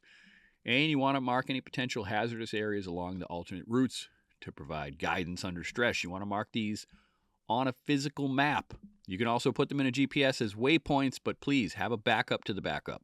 You want to make sure you have everything on a physical map. Beyond the alternate routes, you really should clearly identify contingency routes too. This could be way less convenient, could be a lot longer, could be more challenging to travel. You might have to go around certain things, but they should still be reliable. They should reliably lead you safely to your destination. You know, you might consider like a logging road or a power line trail or a railroad track path. You want to make sure you can navigate maybe by water if it's available. Clearly mark all this stuff again with options on paper maps, GPS waypoints. You want to verify everything through viability, through physical scouting trips. You don't just want to rip out a map and say, hey, this could be a great alternate or a contingency route. You want to make sure you've checked that route out so that you understand it. Things change all the time. Maybe they built like some massive shopping center on a route you thought was, a better way to go, but now it's a bustling area where there's a lot of different things and a lot of different routes you had planned. Maybe they've changed. So you want to make sure you check those out. You want to scout those out. What about your emergency route planning? This is going to be your last line of defense if all the other conventional routes become blocked or unsafe for whatever reason. These routes, they might require traveling on foot, or they might be even more unconventional. It might be going through terrain. Maybe you got to go over a mountain through a really dense field that has a lot of picker bushes and stuff like that. Maybe you got to go through fields, some kind of urban green belt, or again, through a utility easement. You want to identify and mark potential overnight shelter points, because you're probably not going to travel a really long distance, especially with family. And again, mark natural water sources, landmarks, ensure navigation even without technology. Always have everything on a paper map as a backup. All right, let's dive a little deeper into practical route planning considerations. 1, physical scouting and reconnaissance. Again, very, very important. Don't just rely solely on digital maps or navigation apps. Physically drive, hike, or even walk each planned route at least once a year. You need to make sure you note clearly any significant changes like new construction, bridge closures, or any other hazards on the map that might not be on the map. You want to make sure you know what they are. The only way you're going to know what they are is if you go check them out. You want to record any observations, maybe take pictures and detailed notes to update your route plans according to whatever may have changed. Number 2, you want to avoid checkpoints. Clearly identify potential choke points such as bridges, tunnels, highway interchanges, urban centers, or any other areas prone to heavy congestion or hazards during particular types of emergencies. You want to plan routes specifically to bypass these areas, even if it means traveling a little bit further or taking slightly less direct paths. You may want to do that. Number 3, fuel and supply points. Clearly mark gas stations and resupply points along each route, every single one. Verify the availability of fuel, noting whatever stations that might have backup generators versus ones that don't. Any rural locations that might be less impacted by any regional crises. You also want to store fuel securely in your vehicle if you can, or at strategic cache locations along the routes. And if you're going to store fuel, make sure you're storing it with a fuel stabilizer. A lot of the stabilizers will have that fuel last for like 2 years. Make sure you use that. You'd hate to put bad gas and then shut your vehicle down because you put old, nasty gas in your vehicle. All right, what about security considerations during movement? You want to make sure your people in your family or your group that you're going to be able to travel safely, and that's going to be paramount. You want to employ principles from like the 9 pillars of preparedness and situational awareness when it comes to personal security. So you want to maintain a low profile. You want to use vehicles that blend in with average traffic. You want to try to avoid any tactical gear, any conspicuous markings. Clearly observe the Cooper color code when it comes to situational awareness. Remaining in condition yellow, which is relaxed alertness during travel, especially when you're traveling to different locations like alternate and contingency locations. Escalate to orange. Condition orange is a heightened alert. If there's anything suspicious, any type of condition that becomes suspicious, whether it's people, whatever that is. And then you want to conduct regular 360-degree checks whenever you're stopping. Before you get out of your vehicle, before you approach any, marked rest point that you marked, clearly scan the surroundings, not just for unusual activity and potential threats, but for anything that's out of the ordinary. Number 5, timing and travel windows. So travel timing during a crisis can significantly impact your safety. You need to clearly have a plan to move during low traffic hours if you can, such as early morning, late evening, or even in the middle of the night. It depends on your comfort and familiarity with the routes, of course. Darkness can provide concealment, but it can also present hazards, reduce visibility, unfamiliar terrain, and it can increase psychological. Number 6, communication during movement. You need to clearly integrate your PACE plan, your PACE communications plan, into your route planning. Try to schedule periodic check-ins at predetermined intervals, like maybe every 30 minutes you ensure that all family members clearly know when to communicate and give updates, whether it's handheld radios, cell phones, if they work, satellite devices, depending on the availability and obviously depending on the situation and the severity of what's happening. But if you have a comprehensive PACE plan for communications, you're going to have a backup to the backup to the backup to the backup, hopefully. Now let's clearly illustrate what these might look like in actual practice. Let's say civil unrest is going crazy in your city. It's triggering an immediate evacuation to your alternate location, even if it's just temporary. You're going to load your vehicle according to your practice timeline and begin that the primary route to your alternate location. Let's say within 15 minutes you encounter massive traffic and signs of looting ahead. Clearly, you've identified a new threat and you immediately may have to transition to your alternate route, bypassing, a major highway. You're using the rural roads that you hopefully have marked on your maps and you physically scouted before. You may have to go to your contingency location based on something you might run into on the way to your alternate. As you travel, please maintain your situational awareness. You have to carefully scan your surroundings at every point, all stops, all intersections. Notice anything unusual, any type of weird behavior, any type of threat.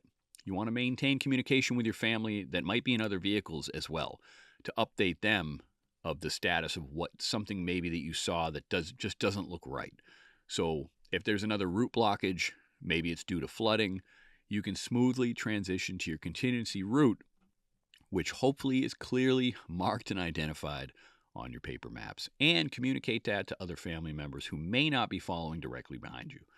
So by combining those detailed route planning, regular reconnaissance, and security practices, and especially communications protocols, and practice transitions between route options, you are going to significantly increase your chances of getting safely and comfortably to your destination, despite chaotic circumstances. This is why planning and practice is going to be really, really big.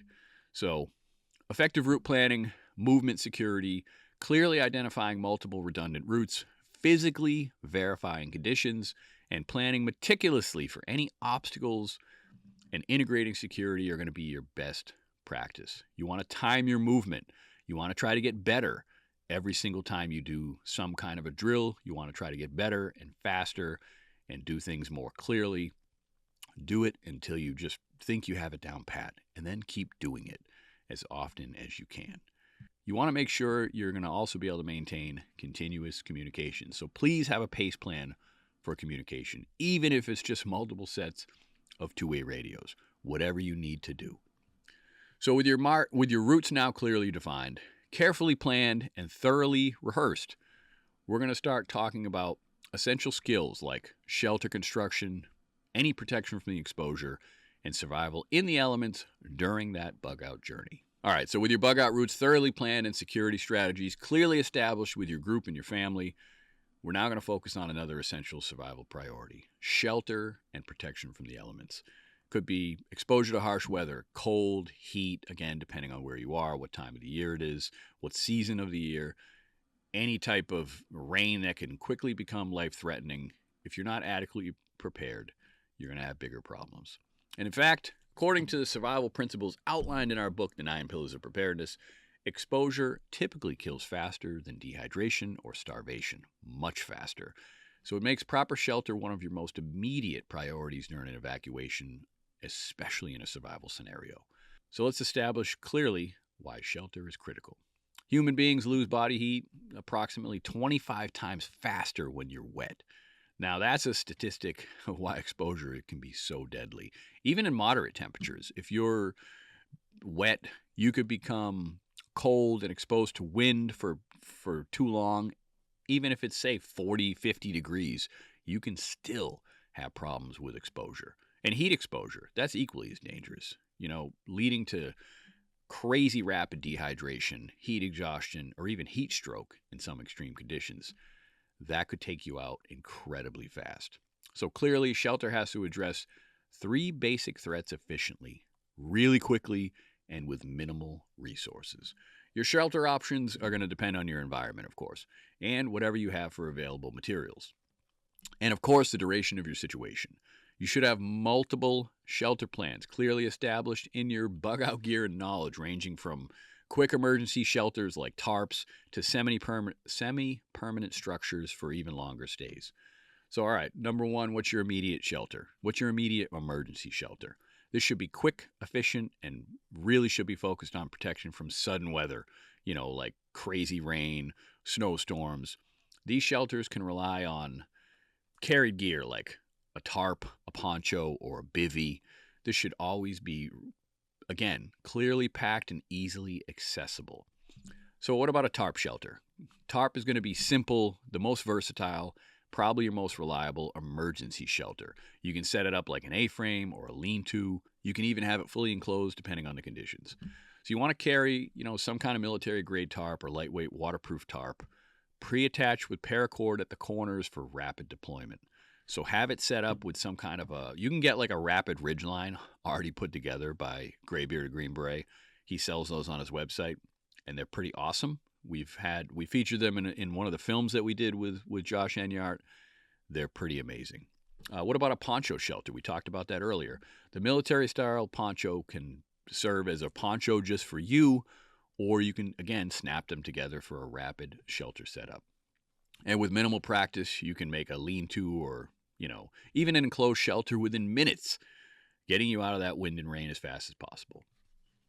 What about an emergency bivvy? So a bivvy sack or a bivvy bag, whatever you want to call it, it's basically a compact emergency bag like the Snug Pack bivvy or there's a lot of places that make similar bivy sacks. You can get some pretty cheap ones on Amazon. Just make sure they're quality, make sure they have good reviews, and make sure you actually test them. These are going to help you from immediate protection against moisture, wind, temperature loss. Just try to have one readily accessible in your bug out bag at all times. Everyone in your group, everyone in your family should have a fast, quick shelter option, even if it's just a poncho or just a tarp.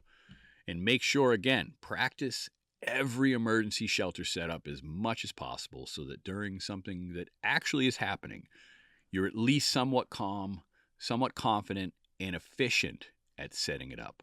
All right, what about natural and improvised shelters? So if your emergency shelters fail, maybe they get sucked away in the wind, maybe they get ripped, something happens to them, or you lose them. You might find yourself separated from your gear for whatever reason. You have to clearly understand natural and improvised shelter. So shelters that might rely on natural resources, like a debris hut. Do you know how to make a debris hut using leaves, branches, and whatever natural debris is around to make a shelter, making effective insulation and weather protection? This is going to be like the key to a good debris hut is going to be thick layers. So you need to have at least 2 or 3 feet of insulating material around the frame to make sure you can maintain body heat and keep moisture out. Lean-to shelters, you could use branches and logs against like a sturdy horizontal ridge pole covered, again, with thick debris or foliage. A lean-to is going to help you and make a rapid shelter against wind and rain pretty quickly, especially if you've practiced it and you get really good at it. You want to make sure you're facing away from the prevailing wind, of course, and that's going to maximize warmth and protection. What about a snow cave or like an igloo? In the winter, building a snow shelter like a snow cave or an igloo, man, that could be really good for insulation compared to like a tent and a tarp. I'm not saying there's not some really awesome tents out there, but man, if you know how to make a good igloo or a snow cave and you do it right, that can be really, really nice. You want to learn these techniques through practice, and you want to make sure, again, the more training you do, the more confident you're going to be, especially during a winter scenario. And practice these skills in advance. Don't just buy books and get training films and never watch them and never practice. You want to make sure that you're practicing well in advance so that you're ready for any scenario, even without your gear. Okay, what about semi-permanent shelters? This could be a necessity when it comes to extended stays at either your alternate or your contingency locations, especially if somehow the infrastructure is compromised. You want to make sure, let's say you have a cabin or a rural structure of some kind, make sure that they are existing buildings you've already chosen, you've already scouted them, you've already secured during your alternate and contingency planning, and that you're, again, following up at least once a year to make sure everything is up to par. You want to have, if you can, structures with a wood stove, structures with good insulation, at least a solid roof to make sure that you're protected. What about a canvas tarp or like a yurt? Some of the larger canvas tents or the yurts, they're semi-permanent in most cases, and they can have pretty good insulation, they can have pretty good space, and they can have pretty good stability if you buy something that's high quality. These shelters can also use wood stoves. You can put beds in them. You can use them for storage. You could have an extended living period in something like a yurt, and it can make a prolonged stay way more comfortable. All right, what about earth shelters, or dugouts, some people call them? If your materials are limited, maybe you don't have a yurt, maybe you don't have something set up like that. Consider building like an earth shelter or a dugout that's partially underground. That's going to give you natural insulation, some stable temperatures, and even a little bit of discreet concealment, and they're going to be ideal for uncertain or dangerous environments. Again, pre-staged materials like canvas tents, tarps, tools, rope, whatever hardware you can at your locations to make sure that you can quickly establish comfortable semi-permanent shelters. You don't want to just show up somewhere and you have no plans, you have no materials, and you have nothing ready to go. That's going to be a really bad situation. Okay, environmental protection and clothing. Effective shelter is clearly going to avoid your clothing choices, especially depending on where you live and what time of the year it is. Your clothes, that's your first line of defense against exposure. So you want to make sure you're layering. Clearly use multiple layers. You want moisture-wicking base layers, insulated mid-layers like wool or fleece, and preferably waterproof, breathable outer shells that can quickly adapt to changing conditions. You want to adjust your clothing frequently. You don't want to overheat. You don't want to be sweating too much. You don't want to be wearing so many layers that you're just going to start sweating like a madman. That's going to rapidly increase the risk of hypothermia. Now, obviously, very important, your head and your extremities, your hands, your feet. Heat loss can occur predominantly through the head and the extremities, so clearly pack wool hats, insulated gloves like neck gaiters, and really good appropriate footwear depending on the conditions that you're in.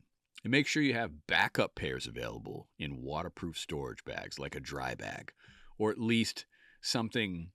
A good way to do it is vacuum sealing some of this backup clothing, because it's going to suck that stuff down super tight and give you much more space, whether it's in your pack or whether it's in your alternate or your contingency location.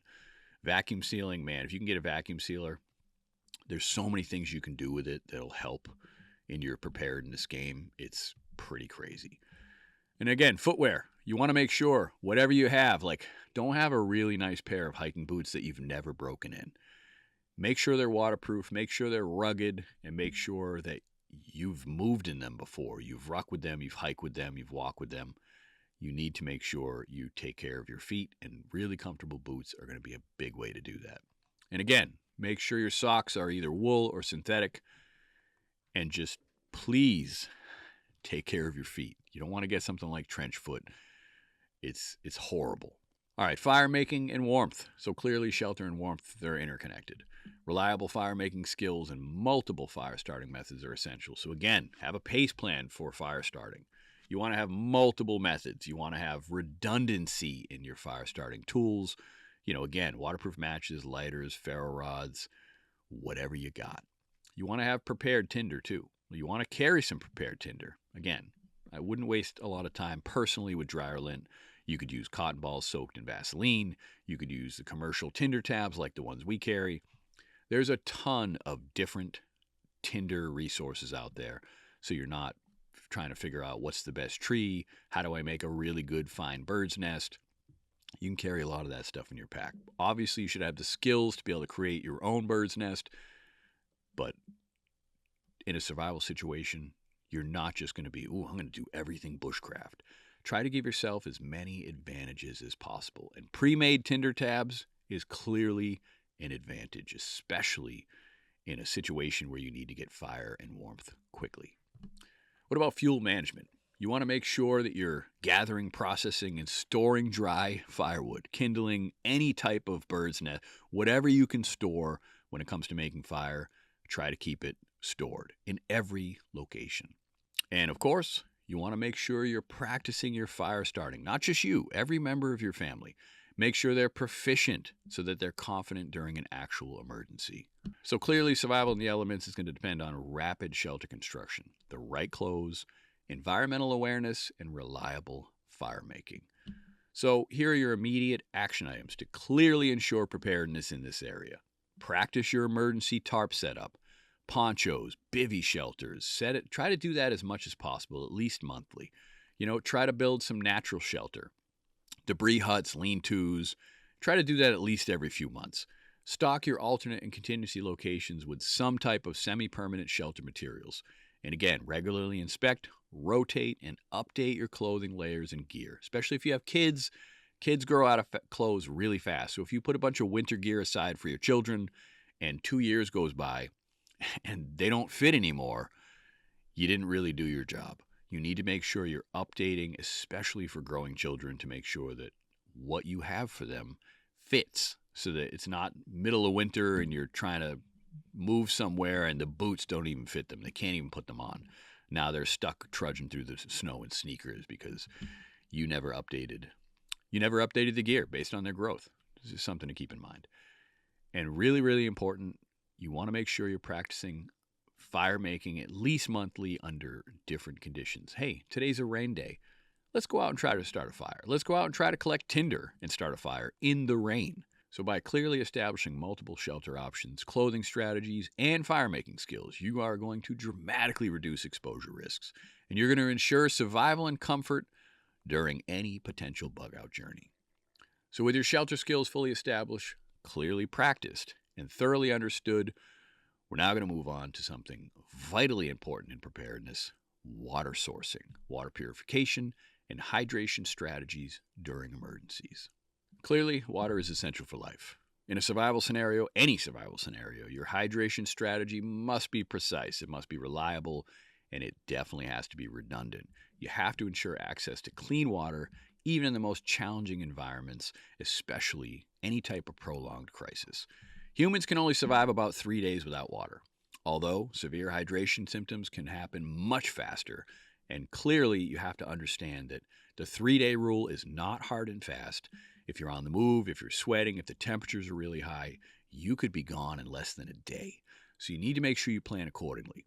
You have to make sure that water is at one of the tops of your bug out priorities. Your water preparedness really needs to include multiple source methods, really reliable purification options, and efficient carrying and storage solutions for water. So number 1, immediate water needs and storage. Clearly, your first line of hydration defense is going to be carrying sufficient clean water when initiating that bug out plan. Make sure every family member carries at least 2 liters of potable water, stored in some kind of sturdy container like Nalgene bottle, stainless steel canteens, or a hydration bladder in their backpack like a Camelback. Make sure you consider adding electrolyte tablets or some kind of hydration powder as well to maintain mineral balance and improve absorption, especially during strenuous physical exertion. You're going to want to keep that. I keep a little bottle. It probably has 10 to 15 servings of hydration powder in it. And I just bought like a clear plastic bottle on Amazon. And then I bought, I think it's called Caged with a K. It's like $30 for, I don't remember how many servings, at least 60 servings. So I carry one of those in my pack at all times. Just because water alone isn't going to do it. You need to have electrolytes. You can get electrolytes in the wild. But if you don't have those skills, and even if you do, carrying electrolyte powder could be huge in an emergency. Number 2, you want to have reliable water purification. Some people have a favorite. Once your initial water supply is diminishing, purification systems are going to become critical. So redundancy in your water purification strategy is going to ensure reliability, even if certain methods fail or become compromised. Again, have a P.A.C.E plan for water. Your primary method should be a portable, high-quality filtration device. Maybe it's the Sawyer Micro, maybe it's the Grail GeoPress, maybe it's the, I think it's called a Catadine or Catadin, I'm probably saying that wrong. These types of filters are going to really quickly remove harmful bacteria, or it could be the Life Straw, by the way. Could remove parasites, chemicals. Not all filters are going to remove all different types of chemicals. You need to study what you're buying and make sure you're not using something on maybe there's a chemical spill in the area. Most filters are not going to filter out, especially like the forever chemicals. So you really need to be careful. So you want to make sure you have filtration so that any fresh water source you come into, you can immediately drink through a filter or through boiling. What about chemical purification? All right, you can use purification tablets like Aquatabs or iodine tablets. Those are lightweight, they're compact. They clearly should be in your kit, but make sure you follow the instructions. You're supposed to have, I think a lot of them have a 30-minute waiting time to make sure the water is safe. Sometimes they don't taste very good, or just boiling. Boiling is going to be probably the most simple, most reliable purification method when it comes to filtration devices failing or you just not wanting to use your filter device and you have the time to boil the water. So at least boil your water for 1 minute, at least boil it to a rolling boil. Now, if you're on a higher elevation, you're going to need to boil for it. I think it's 3 to 5 minutes. It depends on elevation. But if you're somewhere like the Northeast and you're not at a very high elevation, you really only have to boil your water to a full rolling boil. And that should ensure the complete elimination of pathogens. So a single wall stainless steel bottle or canteen or a lightweight pot is going to be critical, and you definitely should have one in your kit. Number 3, you want to identify and source reliable water. Maybe you have a local spring in your area. You want to make sure you're identifying water sources on your bug out routes and anywhere close to your alternate or contingency locations. That's going to be essential. Again, pre-scouting, marking multiple potential water sources, not just on a waypoint on a physical, electronic GPS, but also on a map. Every creek, every river, every pond, every lake, any type of natural spring. Even in an urban area like, rooftop water tanks or fountains, carrying a Silcock key to try to get to water, from a commercial building. Have these marked on your paper maps and on any GPS devices. Same thing with food. let's say you go by a field and it's got, blueberries or an apple tree. Mark that on your map. In case you need to get food, you need to double back. Maybe you can't just pick a bunch of apples and carry it because you don't have the time. Mark that on your map and make sure you know how to clearly get back there. You want to mark every food and water source that you possibly can. So like we said, clearly streams, rivers, lakes, ponds, they're going to be the most straightforward sources, and always try to collect upstream from human or animal activity to reduce contamination risk. And even if you think, hey, this water is crystal clear, it's flowing really nicely, I don't even need to filter it. Filter it anyway, because you may run into a situation where, an animal carcass upstream has infected the water. So boil your water or filter your water no matter what, unless you know it's a guaranteed stream on the side of a mountain where people have been drinking from that stream forever. Just make sure you boil everything. Again, springs, seeps, these are going to be natural springs that are going to provide insanely clean water, and that gets filtered naturally through soil and rock. So make sure you mark those natural springs in advance, and always keep those marked in your map. Maybe you're not going to mark every single pond on your map. You should, but springs are going to be really amazing if you can find a really good spring that's giving you fresh water, especially all year round. It's going to be awesome, especially if you can find one near your alternate or your contingency location. What about rainwater collection? Clearly, collecting rainwater is going to provide a pretty simple and abundant resource. You can use tarps, ponchos, plastic sheets, anything you can do to funnel rainwater into any type of container that's clean. Clearly consider setting up improvised rain catchment systems at all of your bug out locations. Rain barrels, anything to help use your roof and your gutters to collect water. Some people have multiple setups where when a couple barrels get full, they go down to other barrels. They have really good setups. Obviously, in the wintertime, it's going to be more difficult to do that depending on where you live. All that's going to freeze. But worst case scenario, even if you let that freeze, if you really had to, you could cut open that 55-gallon drum in the winter and you could melt the ice for water. So always consider having some type of rain catchment system if you can to help with a pretty sustainable supply of water. What about urban? All right, so urban evacuations, water sources like, building water tanks, fountains, pools, water heaters. Clearly you want to make sure that you're not drinking water from a pool that has all kinds of crazy chemicals. There are certain chemicals you could put in a pool where you could still drink the water, but most of the time, pool water is not going to be safe. There's a lot of different additives that get added to pools. You are not going to want to drink that water. Water heaters, anything from an abandoned structure that can provide some type of emergency hydration. And again, filter, boil, always do that. You want to treat all urban sources with as much filtration and chemical purification as you can. Number 4, improvised water sourcing and emergency techniques. In a worst case scenario, clearly understanding improvised water sourcing techniques is going to be critical. Solar still. Do you know how to make a solar still?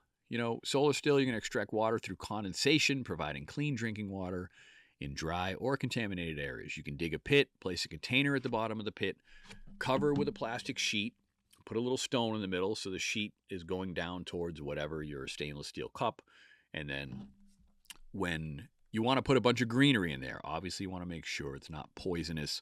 Just take regular greenery you should know how to identify, like poison ivy, poison oak, things like that. With the greenery inside the hole around the cup and the cover of plastic, when the sun starts to condensate, it's going to drip from the plastic down into the cup. You can also use plant transpiration. So taking plastic bags and securing them around leafy branches. So take a bag, wrap it tight around the leaves, let the sun do its work. You're going to want to set up as many of these as you can. The sun is going to heat that up and draw the moisture from the leaves, and it's going to collect water through the bottom of the bag. You're going to have to do a lot of it. It's not going to give you a ton of water. So you're going to have to do, again, pace planning for all your different methods. Maybe you're going to dig a groundwater hole. You're going to dig a shallow hole in damp soil as close to water bodies as you can get. Try to stay 10, 20 feet away. And you can get water that way by digging shallow holes and letting the water seep through. It's going to be filtered naturally through the soil. It's going to be really important still to boil that water. You're still going to need to purify that water, even if you think it's super clean. Just again, boil it anyway. And you want to practice these methods beforehand, making sure, again, that you're proficient and you're confident. So if you have to do it in an emergency, you've already done it. All right, what about water transportation and storage? So efficient water transportation and storage is going to directly influence your hydration security. Lightweight, collapsible containers, they're going to make it a lot easier, give you a better carrying capacity without a lot of excessive bulk, because you're not going to be carrying, 20 gallons of water as you're rucking to a location. But if you have collapsible containers, that's going to help you fill up with water, get everybody hydrated, and maybe you can carry some of those with you so you don't have to keep stopping and finding new water sources. So you want to pack multiple collapsible canteens or bladders that are capable of carrying additional water supplies as you locate clean water sources. Maybe you carry a bunch of those collapsible water containers, and maybe you put them in cache locations. Maybe you have to double back. Maybe you have to, go to one location and then you're going to come back because there's a food source in that area that you've marked on your map. Keep one of those collapsible water containers full in the middle between those two routes so you don't have to go all the way back to the water source. You'll already have one set up along a route that you're going to go back to for something like a food source. And you want to hide them, of course. Don't make it just easy so everyone can see it. Any type of bottled water, any type of stored purification equipment, you want to have these hidden so that no one else can easily find them. And this is going to give you emergency hydration points, again, clearly marked on your map with the P.A.C.E method, and it's going to make it a lot easier. What about signs of dehydration? You need to understand the signs of dehydration, and you have to have immediate intervention before serious consequences occur. Common signs of dehydration would be dry mouth, lips, and eyes, headaches, dizziness, and confusion, fatigue, reduced mental clarity, really, really dark urine.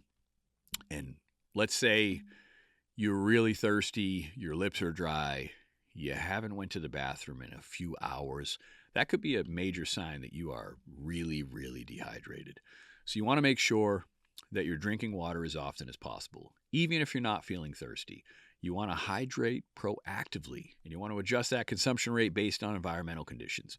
Let's say you're sweating a lot, it's really hot out, or you're exerting yourself more than normal. You want to make sure you're drinking plenty of water. It's very, very, very important. All right, what about hydration, hygiene, contamination prevention?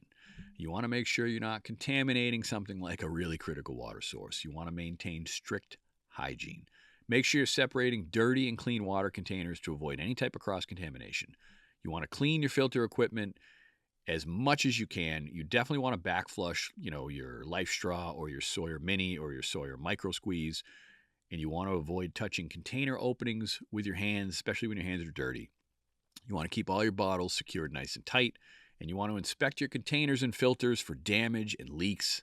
And in the wintertime, if you have like a membrane filter, you want to make sure if you're using that and it's wet, that you're letting it dry out, or you're putting it inside under all your layers so it doesn't freeze. Because if it freezes and the membrane cracks, you might not even know it until you drink bad water, and then you'll be in a really bad situation. So you want to make sure you keep filter devices in some of your cache locations. You want to make sure you have multiple filter options at all of your redundant locations as much as you can. And filters nowadays, they're pretty cheap. It's much cheaper than it was 10, 15 years ago. You can get a lot of different things at a really low cost. Just again, make sure it has testing, make sure it's a reputable company, and make sure it's quality. And hey, if you don't want to go out and buy a single wall stainless steel bottle, just use in pots and pans. Keep pots and pans, basic pots and pans at every single location, which you really should have anyway. I've talked about it multiple times. Pre-scout and document as many multiple water sources along any route that you have planned. Make sure every family member is clearly equipped with personal water filtration. They should all have their own water filtration. Any type of devices, chemical backups, things like that. And make sure you're practicing all the techniques. If you need to learn about things from like the 9 pillars of preparedness, we have probably 40 hours worth of instructional films with a lot of top instructors on our website, thesurvivalsummit.com. But if you can, try to take a live course with an instructor. Spend a few days out in the wilderness with an instructor and you will learn more than you could possibly imagine.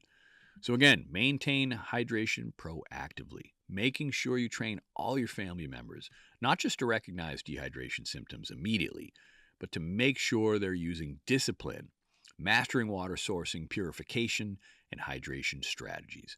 You will significantly increase your survival odds. Not just your survival odds, but your comfort and your overall resilience during any type of emergency, especially some kind of extended bug out scenario. Okay, what about food? Food sourcing, nutrition, long-term sustenance, it has to be a big part of your bug out plan. Food sourcing and nutrition. Yes, can you survive significantly longer without food than you can with water? In most cases, yes, you definitely can. But adequate nutrition is essential for not just maintaining energy and mental clarity, but morale and overall health, especially during a prolonged bug out scenario. In our book, The 9 Pillars of Preparedness, we emphasize clearly that food should not be seen as a luxury, but a vital source requiring the same level of planning and the same level of redundancy as shelter and water. So we're going to talk about a comprehensive approach to ensuring sustainable nutrition during not just your evacuation, but any type of extended stay at your alternate or your contingency location. Number one, you really need to have an immediate food supply. Clearly, the first line of defense against hunger is the food you're going to carry with you. Whether it's emergency SOS rations or protein bars or some type of fats, every family member should have at least 72 hours of compact, calorie-dense rations in their personal bug-out bag. And you want to prioritize it. Energy bars and emergency rations. These are going to be high-calorie options like the Daytrex or the SOS or Millennium bars or any type of similar emergency food. These are going to be clearly compact and lightweight, and they should be shelf-stable and designed for a survival scenario. Next, freeze-dried food meals. These are going to be like Mountain House, ReadyWise, My Patriot Supply. These are going to be complete meals that are going to require basically only hot water. And you could have pre-packed individual servings for easier distribution among your family members. These are going to be much lighter. They're not going to be quite as easy as like an emergency ration that you're just going to rip open. Like the SOS rations, they're good for like negative 20 degrees or maybe even more, and they're good for over 120 degrees Fahrenheit. They're going to be a little bit harder in the winter, but you could still shave them off and you could still eat them fairly easily. They're going to be a lot easier than trying to dehydrate and spend the time, dehydrating like a freeze-dried meal. Protein-rich snacks. You want to make sure you have nuts, jerky, trail mix. You want sustained energy and protein, especially when you're going to be doing physically demanding activities. And you want to rotate these supplies. Make sure you're checking expiration dates at least every 6 months to make sure everything is as fresh and as viable as possible. Number 2, food preparation tools and cooking methods. So having the right tools is going to ensure safe and efficient food preparation, even under really challenging conditions. Compact stoves. You want to make sure you're carrying lightweight portable stoves like the Jetboil Flash or the Esbit folding stoves, or even, I think we carry, I can't remember what it's called now, the Stoker stove by Uberleben. That's a really good compact stove, and it has like a hole in the bottom where you can feed wood in as you go. It's basically using much less material, and it's giving you a nice concentrated heat in one of those small stainless stoves. And I think they even have them in titanium. I don't think we sell the titanium version, though. But this is going to make it much faster for boiling water or efficiently cooking something that you need to. And fuel reserves. You want to make sure you have enough fuel canisters or fuel tablets to last at least a week. Consider the increased consumption rates under like really cold weather or really wet conditions. And cookware. Make sure you have durable, lightweight stainless steel or titanium pots and utensils, preferably nested together to save space and weight. What about fire making gear? We talked about this multiple times already.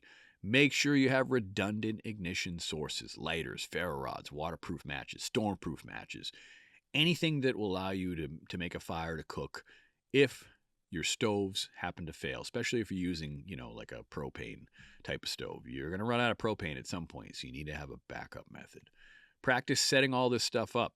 Use your cooking systems regularly so you can confidently and quickly prepare meals during high-stress situations. Number 3, extend your food supply with wild edibles and foraging. In a prolonged crisis, especially in a prolonged crisis, you know, your carried food, it's going to run out eventually. Unless you've stored multiple years of, you know, freeze-dried foods for every member of your family, which can be really, really expensive. You need to start learning how to identify, harvest, and prepare wild edibles. That's going to extend your survival capabilities. You want to research and practice the identification of local wild edible plants like dandelion greens, nettles, wild garlic, chickweed, clover, you know, stuff rich in vitamins, even acorns. When you properly leach them of the tannins, that can be a calorie-rich nut flour or some type of porridge. Wild berries, mushrooms, nuts. But please, you have to be clearly trained to identify skills and avoid poisonous varieties of all that stuff, especially mushrooms. You can use the app called Picture This to learn some basic plant identification, but I highly, highly recommend getting together with an instructor, someone who can teach you the proper way to forage. You really want to physically be out there learning what's safe, what's not safe, what plants and what mushrooms have lookalikes. Some of it might be edible, the other version might look just like it, and it might be really deadly. So you want to make sure you're practicing foraging with a reliable instructor and practicing with a guidebook. You can use the app. It'll help you identify certain things, but again, don't just rely on that. You know, you're going to need specific guidebooks and training specific to your region as well. You're going to really want to develop confidence and competence identifying the correct edible plants before a crisis occurs. You're not going to want to be out there and run out of food and you're just going by some book you have. Maybe it doesn't even have color pictures, but if you don't have any skills and you haven't really done any foraging and you haven't identified wild edibles with an expert, it could be risky. You could really be putting your family's life in danger. Number 4, fishing and small game trapping.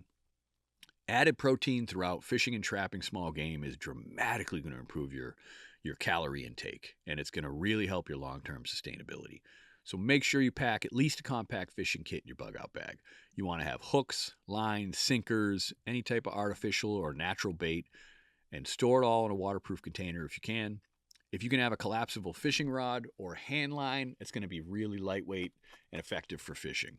You also want to have knowledge of primitive fishing, like how to make a fish trap, spear fishing, how to make an improvised net.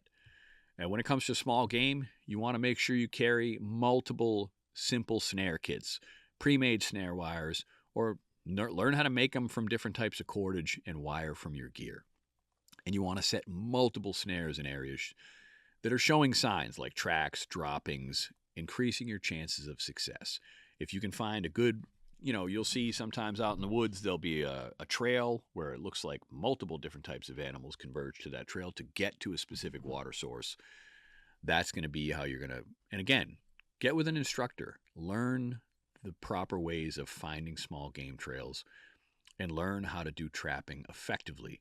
And remember, if you're trying to catch, you know, one piece of small game, you're going to want to set multiple traps, 10, 12, 15, as many as you can, to really increase your odds of actually catching something. And of course, depending on what happened, especially if it's not like a grid down, please check your local hunting and trapping laws in whatever state or region that you're in. But remember, in a true survival situation, priority is obviously going to be feeding your family and being sustained, and you're not going to worry about, you know, some hunting or trapping law if you're in a survival situation, obviously. But if you're not in a survival situation, pay attention to the laws. Number 5, food storage and preservation. So clearly, effective storage is going to extend the life of your supplies. Like, you know, having some Ziploc bags is cool, but if you have, you know, a vacuum sealer, man, you're going to be able to extend the life of your foods and protect anything that you've... Now, listen, I was just about to say you can protect anything that you foraged or hunted from spoilage and pests. And you might say, wait a minute, how am I going to do that, you know, with a vacuum sealer? Well, if you have solar generators and solar panels, you can still run, you know, a vacuum sealer at your alternate and contingency locations. Maybe not if you're on your emergency location and you're stuck out in the wilderness because it's your drop dead last option. Yeah, you're probably not going to bring your solar generator out there. But in most other cases, you can still use some of your electronics, especially when it comes to vacuum sealing anything that you've foraged, any food that you've hunted, from keeping pests and keeping everything from getting spoiled. Now, of course, you can also use resealable, like heavy-duty freezer bags for not just protecting food, but organizing the food. Definitely vacuum sealing. That's going to be your best bet, especially at your alternate and contingency locations. That's going to be really good for long-term preservation. You could use salt, sugar, or other basic preservatives clearly packed, to aid in like curing meat, drying fruits. You can learn how to smoke meat over a campfire. You can set up a teepee to smoke meat. We have a film called Survival Skills that was put out probably 10 years ago, but it's an amazing film. And it teaches you, how to properly cut the meat, get the fat off, how to smoke it. There's a lot of really amazing skills you can learn. But again, if you can take a live course with a real instructor and learn these methods and then practice them, man, smoking meat is going to save you from having to refrigerate anything. It's going to save you so much hassle, especially if you catch something bigger, like a bigger game that you want to be able to store the meat for an extended period of time. You're going to need a way to be able to do that. And smoking meat is going to extend it for much, much longer. So you want to practice these preservation techniques at home. You want to do it on camping trips. You want to build confidence with the skills that you're learning. If you've never smoked meat before, never even prepped meat to start smoking meat, don't plan on doing it when things are completely out of control and boom, this is your only option now. You're not going to want to try to learn something like that after it's already happened. You're going to want to make sure you're planning for that beforehand. Number 6, you want to make sure you're planning for the right calories. You want to plan for nutrition management. You want to calculate all the caloric needs based on how many people are in your group, how old they are, how big they are, their activity levels. You want to make sure each person has adequate nutrition. You might have the adults in your group that are doing way more strenuous activity that require 2,500 to 3,500 calories every day, while some of the children and maybe less active adults might require much, much less. So you want to prioritize foods high in protein and healthy fats to make sure you're sustaining energy and supporting muscle recovery. You want to plan meals clearly to avoid rationing mistakes, maintaining energy levels consistently. Keep a clear inventory of remaining supplies and make sure you're adjusting portion sizes as needed to extend duration as much as you can. All right, number 7, what about special dietary needs? Obviously, you have to account for family members that have an allergy, any type of medical condition, or any type of specific dietary requirement. Now, I'm not talking about vegans. If you're a vegan, you're not going to die if you eat meat. So if this is an emergency situation, throw that vegan nonsense out the window. I'm probably going to catch a lot of crap for that comment, but I don't care. Make sure you're packing specialized foods and supplements to ensure that any nutritional needs are met during any extended emergency. And please make sure you're clearly labeling things, especially when it comes to allergy-safe foods.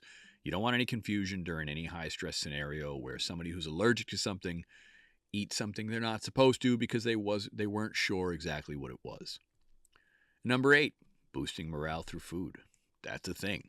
You all know that when you're really, really hungry, that's all you're thinking about is food. Clearly food impacts more than just your physical health. It will affect your morale. Include small comfort foods like maybe chocolate or hard candies or coffee. Everybody needs caffeine. I used to be not a believer in coffee in a bug out situation because it's a diuretic. It can dehydrate you a little bit. But if you have your water on lockdown and you're fine with hydration, man, having caffeine, especially in a stressful situation, could be the biggest perk for you ever. It could be incredible. And luckily for me, I like Folgers Instant. Most people think that's gross, but I love that stuff. I'll take like a giant heaping tablespoon and I'll put that in a full bottle of water and I'll shake it up. I even love the froth from Folgers Instant. Yeah, I don't know what to tell you. I'm not a coffee snob by any means, so any type of caffeine, any way I can get it, and if it's in a survival situation, I am still going to want caffeine for sure. These items are going to provide mental and emotional relief, and they could really sustain motivation and hope when things become really, really challenging. So let's summarize and talk about immediate action items. Clearly, successful food preparation for bug out scenarios is going to require Carrying emergency rations, cooking tools, foraging knowledge, fishing, trapping skills, food preservation, all these techniques are going to become important. You're going to want to have clear caloric planning and morale-boosting treats, and you're going to want to take these immediate steps. Clearly assemble at least a 72-hour food kit for each family member with the calorie-dense compact rations. Lightweight and compact, but calorie-dense is very important. You're going to want to practice cooking meals with your survival stove under realistic conditions. You're going to want to research and clearly memorize local wild edibles, practicing safe identification by more than just one source, and don't ever guess. You're going to want to pack a compact fishing kit, snare wires, and preservation supplies. You're going to want to make sure you calculate every family member's daily caloric needs, maintaining records to avoid making rationing mistakes and using way more food than you probably would have needed. You want to clearly establish reliable food sourcing and nutrition strategies. This way, you're going to dramatically extend your ability to survive comfortably during extended evacuations or any type of disruption, and you're going to reduce your dependence on any outside sources as much as humanly possible. So with nutrition strategies now clearly secured, we're going to get into something. We're going to focus on advanced medical preparation, injury treatment, hygiene essentials, all that when it comes to prolonged emergencies. So medical, this could make or break any type of survival situation, especially in an extended emergency. Having advanced medical preparedness, whether it's injury treatment, even just hygiene, injuries and illness during any type of bug-out strategy, or even not a bug-out strategy, they can escalate really quickly into a life-threatening situation if they're not treated promptly and effectively. You need to have a well-stocked IFAC, an individual first aid kit. You have to practice critical medical skills, and you have to really, really make sure you're maintaining hygiene standards. And that's going to significantly increase your chances of surviving and thriving during prolonged crises. So number one, assemble that IFAC. You can buy them from North American Rescue. You can get them from us at thesurvivalsummit.com. They really need to be comprehensive, clearly organized. When you buy them from NAR, they are already clearly organized. There's a ton of different IFACs you can get from these guys, or again, directly through us. And they need to be accessible at all times. At a minimum, you really should have a high-quality tourniquet, like a CAT. I like the Gen 7 CAT or the Soft T model. There's a few other models that people really like. You want to make sure they're clearly stored where they can be deployed within seconds. And these are really important when it comes to arterial bleeding. I like to carry a tourniquet on my belt. I also like to have one, obviously, in the IFAC, and even a third one in the bug-out bag. And I have a full medical kit in my truck as well. Part of that kit, you want to have a hemostatic agent like Celox or Quick Clot Gauze. This is going to rapidly stop bleeding when direct pressure alone is insufficient, but maybe you don't need a tourniquet. You're going to want to have sterile bandages, gauze rolls, adhesive bandages of all kinds of different sizes. You want wound closure strips. This is going to be, you want to cover a wide variety of injuries. You want antiseptics, you want alcohol pads, iodine, triple antibiotic ointments. You know, if you have a plunger for your water filter, that's going to be really good for irrigating wounds. So make sure you have some type of a plunger, and those work obviously great for back flushing your filters as well. You want trauma shears in case you need to cut away clothes, seat belts, or any type of bandages during an emergency. And of course, you want over-the-counter meds. You want pain relievers, you want anti-inflammatories, antihistamines, anti-diarrheal tablets, and clearly personal prescription medication, which should be clearly labeled with the dosage instructions and rotated regularly. If you do need like off-grid, survival medications, you can go through like Jace Medical. You can get all kinds of antibiotics. You can go through their doctors. I believe they're in the U.S. and in Canada. I don't think they're in any other countries, but you can get a lot of items from Jace Medical through their doctors. And you can even get things that you won't see on their website for chronic conditions. So you really should reach out to Jace Medical. I believe there's a link in our bio on all of our social media. You also want burn treatment supplies. You want like burn dressings, aloe gel, some type of burn ointment. You want to make sure you have immediate care when it comes to thermal injuries such as burns. Clearly pack your IFAC in a waterproof pouch. Make sure you're checking the contents quarterly. You want to replace anything that's expired. Now, I probably shouldn't say this. This is not medical advice, but You may have expiration dates on some of your Israeli pressure dressings or some of your, combat gauze. Me personally, I don't pay that much attention when it comes to like expiration dates on things like that. Not even really with medications. There's only a couple medications or antibiotics that really turn toxic after a certain amount of time. And the military's done studies where a lot of antibiotics are good for 10 plus years. Do your research. Again, that's not medical advice. Always do your own research. But there's a lot of things that say this expires in a year or two when it probably actually doesn't. Now you want critical medical skills. So if you can take a Stop the Bleed course, I highly recommend it. If you can take a TCCC or a TECC, this is training that you will, well, first, I think you're going to love it because it's awesome. I took tactical combat casualty care with Dr. Mike Simpson, who was a 30-year Green Beret. He was on the show Hunting Hitler. That guy is amazing at teaching all that type of combat medical. And man, I love that course, and it teaches you so much.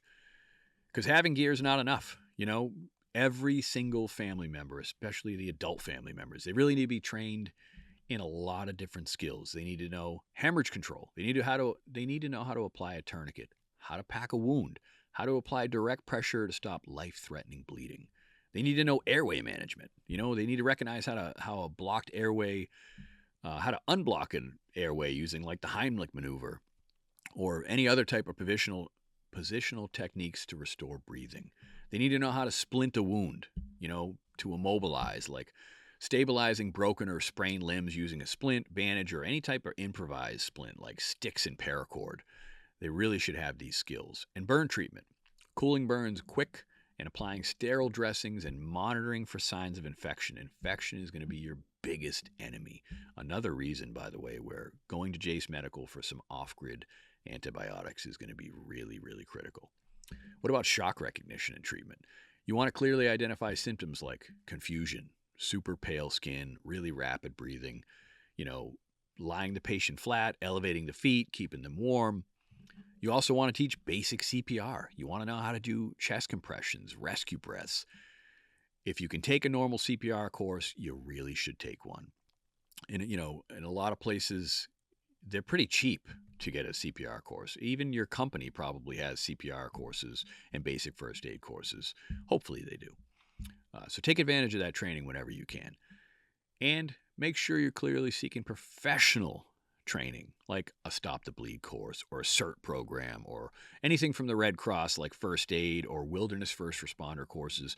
I believe Graybeard Green Beret still does wilderness first responder courses. So definitely check out his site when it comes to training because he is one of the best instructors, especially when it comes to like wilderness first aid and things like that. He's got a lot of other instructors too that specialize in that. Now, what about extended medical care and infection prevention? As we said, infection is one of the most dangerous complications during any prolonged crisis. Even a minor wound can turn really deadly without proper care. So how are you preventing infections? First, you want to clean wounds thoroughly with antiseptics. You want to irrigate them with water as much as possible. You want to keep the dressings dry. You want to change them regularly. And you want to monitor those wounds daily for signs of redness, swelling, especially when it comes to pus or increased pain. You want to make sure you're keeping an eye that if you are getting an infection, and again, please have multiple different types of antibiotics in your alternate and contingency locations. And you want to make sure you understand how to administer those antibiotics. Whether, again, not medical advice, if you're not going through Jace Medical and you're using some kind of veterinarian or fish antibiotics prescribed by a licensed professional who's familiar with off-label usages, make sure that you're using the proper dosages and that you understand. I would highly recommend going through Jace Medical because not only are you going to be able to get emergency antibiotics, but they're going to have paperwork and pamphlets and documents that show you what they're all used for, how to use them. You could put all that together and use some type of other off-brand, whatever, fish medicine or animal medicine, which I don't personally recommend. It's going to take you a long time to put all that data together. Just go through a reputable source. I'm not saying you can't do it, but it's going to be better and it's going to be much easier. You want to make sure you have medical reference materials. Now, you're not going to carry all kinds of medical books. So in a few videos a couple years back, I carry flash drives that have thousands of survival manuals on them. Now, I also have a spare cell phone in a Faraday bag, and I keep, solar chargers so I can recharge my phone. You're not going to carry tons of books. Hopefully you have some reference books and materials at your primary, alternate, and contingency locations. But if you also have a way to look at survival manuals on your phone or an iPad, you're going to be able to store thousands of books rather than having to keep a bunch of stuff stocked or carry a bunch of things. But again, part of PACE planning. Yes, you want regular books? Awesome. You want PDFs? Cool. Keep it electronically as well. Keep some backups. Keep some solar power to recharge your devices, and even keep multiple USB drives in case one of your drives fails. This is just another way to be redundant in everything that you do. So carry some compact waterproof first aid manuals, some field medical guides. Like, you can even get super cheap the Army First Aid Manual, which is the FM 4-25.11. That's going to give you some pretty clear step-by-step instructions on a whole wide variety of injuries and conditions. Of course, you can get some newer books that are not just Army survival manuals, but those are pretty cheap, and they're genuinely really well researched. All right, hygiene. Maintaining hygiene clearly is going to prevent illness, it's going to preserve morale, and it's going to sustain your overall health. You want to make sure you have some kits, especially when it comes to children, but really everybody. You want toothbrushes, you want some toothpaste, dental floss. Oral health can affect your overall well-being, especially if you're out on the move and you don't have the normal comforts of home. You want some kind of biodegradable soap or, unscented baby wipes for washing your hands, your face, and your body whenever water might be limited or whenever you don't have enough water beyond your drinking needs and you need to take care of your hygiene. Quick dry towels or like microfiber cloths, those are really good for drying off and washing off after it rains. Feminine hygiene products obviously are going to be very important for the members in your family that need it. You need reusable options like menstrual cups, cloth pads, everything, nail clippers, tweezers for foot and hand care. You need to clearly prevent infections and injuries from like ingrown nails or splinters. You want to have compact, trowels and toilet paper for sanitary waste disposal, following the leave no trace behind principles whenever you're in nature. That's not just to keep the area, pristine so there's not poop on the ground. That's to make sure you're not, using the bathroom too close to like your water source and you're not burying it and you're not going to infect your own water source. You just want to make sure you leave no trace behind, especially when it comes to getting rid of any type of waste disposal. And sanitation in your camp or, wherever you might be in any of your bug out locations, that's really, really, really important. You want to make sure you establish some kind of pre-made latrine if you don't have use to the bathrooms or, if you're not on a septic system and you don't have water coming from the city anymore. You want to designate waste areas at those bug out sites. They need to be at least 200 feet from any water source and any living area. You want to dig pits at least 6 to 8 inches deep. That's typically the area where the organics in the material will help break that down. Some people dig a lot deeper, but there's more organics when you get closer to the top of the soil. So it's going to help long term if you're digging like a latrine pit, 6 to 8 inches deep. And you can just dig it longer and then cover it as you go. You want to make sure you cover the waste after each use, not just to reduce odors, but any type of disease vector as well. And an extended emergency, building a simple hand wash station using, suspended water container, whether it's a bucket with hole, whatever it is, any type of spigot and soap, securely nearby to make sure that everybody is washing their hands immediately after using the bathroom, and especially before preparing food and definitely before eating. What about dental? You ever had a really bad toothache? Imagine if that happened when you're out in the middle of nowhere. Dental problems can escalate into a severe infection during a crisis, just like anything else. You want to make sure you have some type of dental emergency kit that has like clove oil, temporary tooth filling material, a dental mirror, some kind of dental wax. Learn clearly how to treat cracked or lost fillings, broken teeth, severe toothaches, until you can get professional care, if you can get professional care. What about mental health and stress management? Clearly, medical preparation includes addressing even psychological help. Maybe you have a family member who might already have some issues psychologically. During an extended emergency, that could create significant stress, really super high anxiety, and really bad depression as well. So you want to make sure you have daily routines. Give everyone a task like shelter upkeep, food preparation, hygiene. You want to make clear communication among family members about everything. Talk about their fears, their concerns, their frustrations. Talk to each other. Talk to your family. Talk to your group. Have small things like books, journals, or especially faith-based materials. Keep a Bible. If you don't know Jesus, you need to get to know him now, especially in a bad situation, because you just need it. And some of your family members, they're going to need that mental and emotional relief, and you may need to be the one that helps them with that. Okay, so your advanced medical preparedness, again, should include a comprehensive IFACS, should have practiced critical medical skills, infection prevention, complete hygiene kits, all the sanitation strategies, dental emergency care, and mental health support. You need to make sure you're taking these immediate steps. Build or update your individual first aid kits for every family member and check those supplies at least once a quarter. Make sure you're enrolling in any type of first aid or trauma courses as much as you can. You might still be able to find free Stop the Bleed courses. You might even be able to find some free CPR and first aid courses through the Red Cross as well.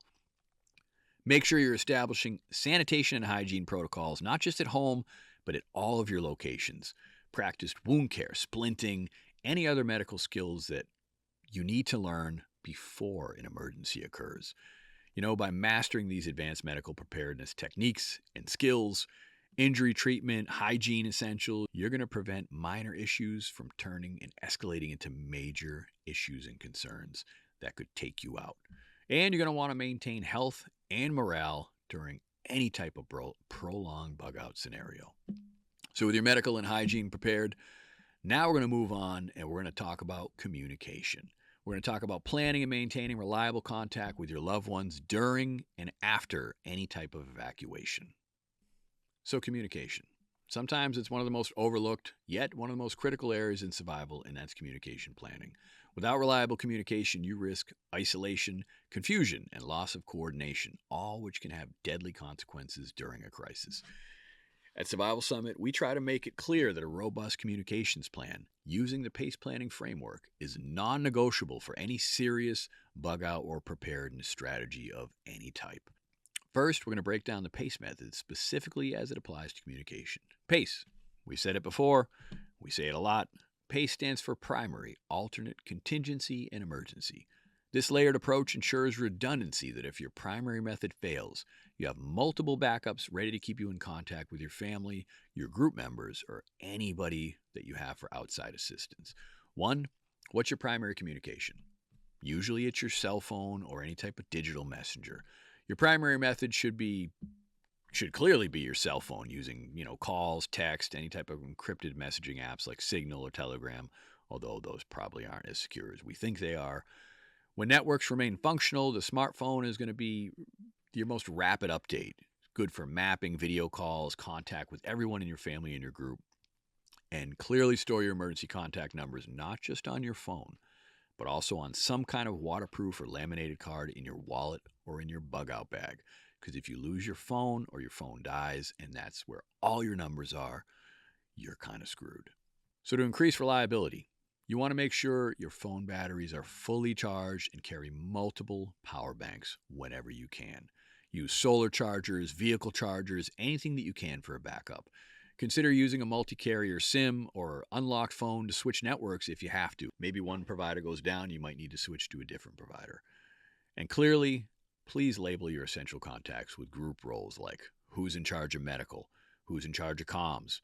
Everyone needs to be able to quickly identify the responsibilities. Now, what about alternate communications, like handheld radios? Clearly, when the cell towers fail or they're overloaded, handheld radios might become your best alternate communication method. GMRS or FRS radios like the Bofang UV5R, they have clear advantages. They're pretty affordable, they're pretty powerful within certain ranges, and they're programmable. So you can set and clearly memorize local repeaters, frequencies, and emergency channels for your specific areas. Consider obtaining a GMRS license, of course, for any expanded capabilities and legal compliance, especially since you should be learning how to use these before a disaster. So you do need to have licensing. You don't need to have licensing in an extreme emergency, but how are you going to learn? You just get the licensing because you can also get a lot of good training. Check out hamradioprep.com. We don't have any deals with them. We don't make money when you go there, but they have a really good training program, and they can even help you get your licensing for the different levels of licensing when it comes to ham radio. So make sure you're clearly training all your family members to operate radios confidently. You can use headsets and earpieces, maintain noise discipline and privacy when you need to. You also want to establish clear radio protocols, call signs, standard check-in times, code words, location codes. What about contingency communications? Long range and mesh networks. If handheld radios are compromised, you could transition to your contingency communications. Ham radios with longer ranges would provide regional contact beyond line of sight. For those without ham experience, consider a pre-configured mesh network device like Gotenna Mesh or Beartooth devices. Some of these mesh networks, they're going to create local digital networks between smartphones without even relying on towers. And make sure you also consider prearranging relay contacts outside your crisis areas who can monitor radio transmissions or even receive updates for you. Clearly programming radios of multiple frequency banks for rapid adaptation if there's any type of interference or jamming that's going on. Now, you can also rely on satellite phones. You can also rely on satellite internet. Maybe your cell phone tower doesn't work. Maybe the cell network's down. But maybe you have Starlink, and maybe you can use Wi-Fi from your Starlink that you can set up in the field to still make calls or still send some type of message. Obviously, the other person on the receiving end has to have a working network or a working phone, so keep that in mind as well. If someone in your group has satellite internet, you should probably have satellite internet capabilities at not just your primary, but also your alternate and your contingency, and if you can, even at your emergency location. Now, what about emergency communications? This is where you get into visual and audible signals. This could be your last line of defense. You could clearly establish simple visual or audible signals when all electronic communications might fail. Whistles for short-range alerts using standardized patterns like 3 blasts maybe is for an emergency, or signal mirrors or flashing lights for any time of daytime or nighttime signaling. You could use brightly colored flags or markers at rally points. We have at thesurvivalsummit.com, we have some really comprehensive signal kits that come with all kinds of stuff when it comes to signaling. And they're really, really comprehensive, so you got to check those out. But you might have flags, colored flags, markers, at rally points, clearly indicating the safe meeting spots. You might have prearranged sign symbols or, chalk marks at designated drop points, ensuring silent communication even when you're under threat. You want to practice these emergency signals during family drills too, and clearly ensure that every member of your group or your family understands them instinctively. Now, what about establishing a communications SOP? SOP is standard operating procedure. A clear communications SOP is going to minimize confusion and maximize reliability. Your standard operating procedure should always include at least regular scheduled check-ins, like maybe every hour during active movement or every 12 hours during stable sheltering. Predefined emergency codes like code red for an immediate evacuation or code green for everything's safe. Backup communication plans for each family member if separated is very important too, including safe meeting locations and communication drop points. Should have maps with clearly marked cell towers, radio repeaters, any known dead zones, and any potential obstacles like tunnels or dense urban areas. Again, maps are going to be your friend in a lot of different ways. So clearly print and distribute that SOP to every family member. Laminated or at least waterproof for durability and stored in every bug-out bag. What about encrypted or secure communications? When privacy is a concern, especially during some type of civil unrest or if you suspect somebody eavesdropping, you need to clearly prioritize encrypted communication methods. Apps like Signal and, WhatsApp, they provide much better end-to-end encryption for metadata reduction. For radio communications, have simple code words. Have code words to keep sensitive information secure if they're intercepted. So if you go to Mad Gear Company on social media, those guys also have really good, they can help you set up code words. They have, special cards where you got to check them out. They have ciphers. They're really an amazing company. And again, I really wish I would have come up with the stuff they came up with when I came out with P.A.C.E. But definitely check out Mad Gear Company.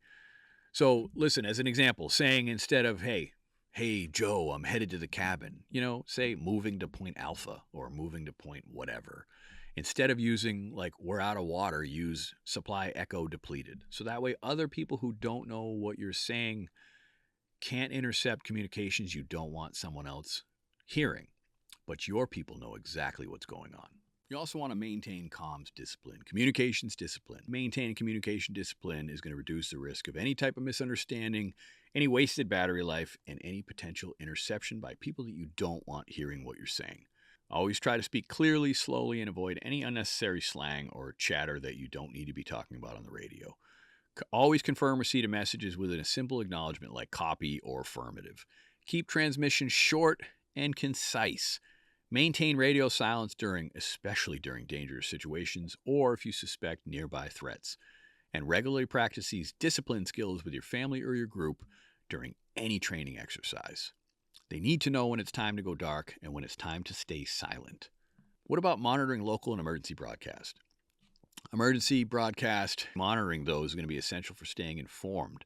You want to pack compact battery-operated NOAA weather radios or multiband receivers capable of picking up local law enforcement, emergency services, or even national broadcast. You want to set aside time during drills to familiarize yourself with local emergency frequencies and broadcast protocols. Now, comms maintenance and backup power, that's also going to be really important. You need to maintain all your communication devices in top condition whenever possible. Always inspect your radios, your antennas, and all of your wiring for wear and damage. And of course, keep the batteries charged. Store everything in a waterproof container, store it in a Faraday bag if you have them, and make sure you test backup power solutions like solar panels, hand crank chargers. You want to make sure you're ensuring capability with the devices that you're using. So again, a robust communications plan using a P.A.C.E. strategy is going to provide redundancy, reliability, and clarity during chaotic situations. Make sure you take these immediate actions. First, build and maintain your primary, alternate, contingency, and emergency communication systems for every family member. Print those laminated copies or at least waterproof copies of your standard operating procedure, including frequencies, check-in schedules, call signs, and emergency codes. Train your family members regularly on every device, every protocol, and make sure that you're doing this as often as possible because you're going to create confidence and competence doing so. And conduct quarterly communication drills to try to identify any weaknesses and improve your performance as a group or as a team. All right, one of the most important things, security. You need security strategies. You need personal defense. You need to maintain safety during any type of bug out journey. You really should be maintaining security and safety everywhere you are, even in your primary, even when times are normal, because you never know what could happen. So it's not just maintaining safety during evacuation. It's not just protecting yourself from nature. It's protecting yourself from other desperate people who might view you as a target. So effective security, it's about preparedness, awareness, and a clear plan. It's not bravado. It's not reckless aggression. So we're going to start by clearly defining what security means during a bug out scenario. Security encompasses everything: situational awareness, route selection, vehicle hardening, family coordination, defensive tools, and mental readiness. Each component has to work together seamlessly, ensuring your safety while you execute your plan. So number one, situational awareness as your first line of defense. Clearly, situational awareness is your single most important defensive tool. You have to maintain a heightened sense of awareness, always scanning your environment, noting people's behavior, and watching for any signs of ambush or sudden threats. You need to make sure situational awareness is at the top focus, especially when you're in a bug out situation in some type of crazy scenario. We talked about the Cooper color codes, and orange is going to be your heightened sense of awareness, and you're always scanning for potential threats or any type of unusual behavior. What about gray man principles? We've talked about this. Gray man is subjective, and gray man is based on the area of operation that you're in. Clearly, standing out during a crisis could invite danger. You want to make sure you're practicing gray man principles, you're blending into the crowd, you're wearing some kind of neutral, nondescript clothing, avoiding tactical gear in places where you know you're going to be standing out, or any, overt weapons display that could draw some type of attention unless you need to show a show of force. You need to move calmly, quietly, and to try to avoid engaging with strangers whenever possible. You want to reduce noise and light signatures by using low beams at night or red. You want to make sure you're shielding the flashlights when you do have to use them. And most importantly, maintaining noise discipline. Vehicle security. Vehicle is both a lifeline and a potential liability. You want to harden your vehicle. Keep the fuel tank topped off to ensure maximum range. Don't ever let your fuel tank go below half. Install window tinting or sunshades to try to obscure what you might have in the vehicle. And you can even get some of the smash-proof protection that is also tinted that takes up to 10 minutes for someone to smash, even with a sledgehammer, to get through your window, because they have to take out the entire window instead of just crashing through like they normally can. And you can still, like, it's Lumar glass. There's a couple places that make some really good high quality smash resistant film that you can put on your vehicle windows and your home as well. And you want to make sure you're packing emergency repair items like Fix-A-Flat, any type of tire patch kit, basic tools, a tire jack. You want to make sure all this stuff is set up in your vehicle. You want to have like a power charger. Instead of having to get jumper cables, you can use a wireless power charger to restart your vehicle. And tire inflators. You also want to avoid bumper stickers or any type of window decal that might reveal your political views, definitely will reveal your gun ownership or any type of affiliation, because sometimes those can make you a target. You may park somewhere and somebody might see that you have an NRA sticker and they're going to smash into that vehicle hoping that they can find a weapon. So try not to stand out. When you're stopping, make sure you park strategically. Nose out all the time for quick exits. And don't get boxed in. Scan the surroundings before exiting and always try to maintain 360-degree awareness during any type of loading or unloading of the vehicle. Family coordination and roles. You need to clearly assign security roles within your group for those that are qualified. Designate a point person. Designate someone for rear security and flank watchers if you're traveling on foot or especially in a convoy. Brief your family members on immediate action drills if they're approached by strangers, like whatever it is. You're rallying back to a vehicle or a predetermined fallback point. Conduct these drills during training so everyone understands these responsibilities instinctively. Defensive weapons and tools. Self-defense tools depend on not just your skill level, but your comfort in using them. Firearms such as pistols or rifles, clearly secured in quick access holsters or cases, or if you're on the run, maybe you're wearing a battle belt.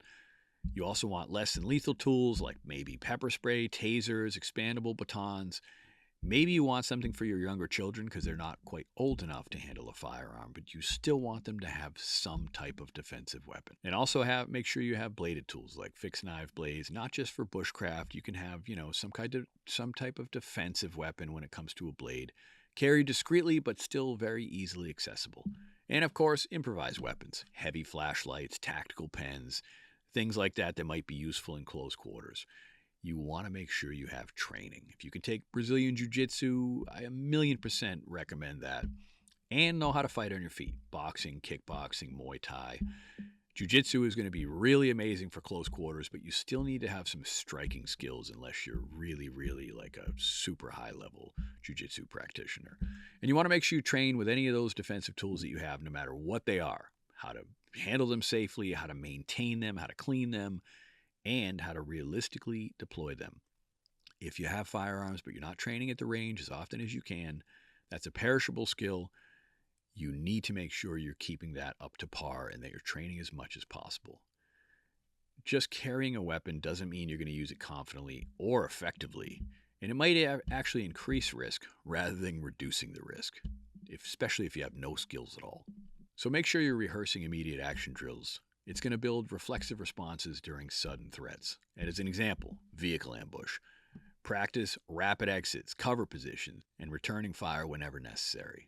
Home defense. Securing your entry points, establishing choke points, and designating safe rooms at alternate or contingency locations. Families scatter and rally, coordinating fallback points if group members are separated. Conduct these drills at least quarterly, varying the times of day, at night, in the morning, in the middle of the night, in the rain, in the snow, in the cold, in the heat. Try to be more real when it comes to all of your training. And defensive perimeter. You need to have a perimeter at your bug out locations.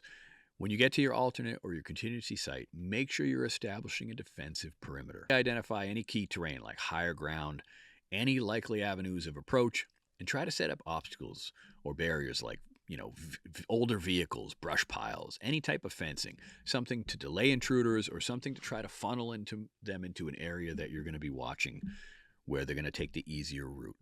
You want to make sure you establish early warning systems too, like tripwires with bells, or they have some of those tripwires where it sets off like a blank shotgun shell. Any type of battery-powered alarm or motion-activated lights or motion detector. And you want to make sure you're rotating night watch duties among any of the capable adults who have the training. You want to make sure you're maintaining vigilance and people are not falling asleep when they're trying to protect your property. What about threat assessment and de-escalation? Not every counter requires force. Mastering threat assessment and de-escalation is going to be critical for avoiding unnecessary conflict. You have to be calm, but you still have to be assertive, and you need to maintain, when you need to, non-threatening body language and create as much distance as humanly possible. If you're confronted, you need to clearly identify whether the person is desperate but not violent or actively aggressive and adjust your response accordingly. Effective security planning contributes directly to morale. Knowing there's a solid rehearsed plan in place reduces fear and anxiety, almost for everyone. Make sure you're holding family meetings to clearly discuss your security plans, expected responses, and ways to communicate if threatened. Always encourage questions, and always make sure you're addressing concerns openly so everyone feels involved and confident. And maintaining safety and security, especially during a bug out, you're going to have layered security strategies. You're going to have practice situational awareness and coordinated family and or group roles. You're obviously going to need reliable defensive tools, and you're going to have a clear framework for how you're going to engage with potential bad actors. Also keep in mind that you're going to need 360-degree 24/7 protection because, man, threats can come out of nowhere. You could get overrun by a lot of different threats and a lot of different crazy things. Hey, we've dived into a lot of different things today, and I hope you guys are, if you haven't started training, you're going to start training immediately. Yes, I'd love for you to buy our books. I think you're going to learn a lot. We've had a lot of collaboration with a lot of different people in creating these books and creating these strategies. But if you don't get stuff from us, just get your training somewhere. Make sure it's a reputable source. There's a ton of good books, good instructors, good instructional films beyond just the Survival Summit. And I really hope you guys will take advantage of as much as humanly possible to learn as much as you can and be as prepared as possible. Until the next time, stay sharp, stay strong, and keep training.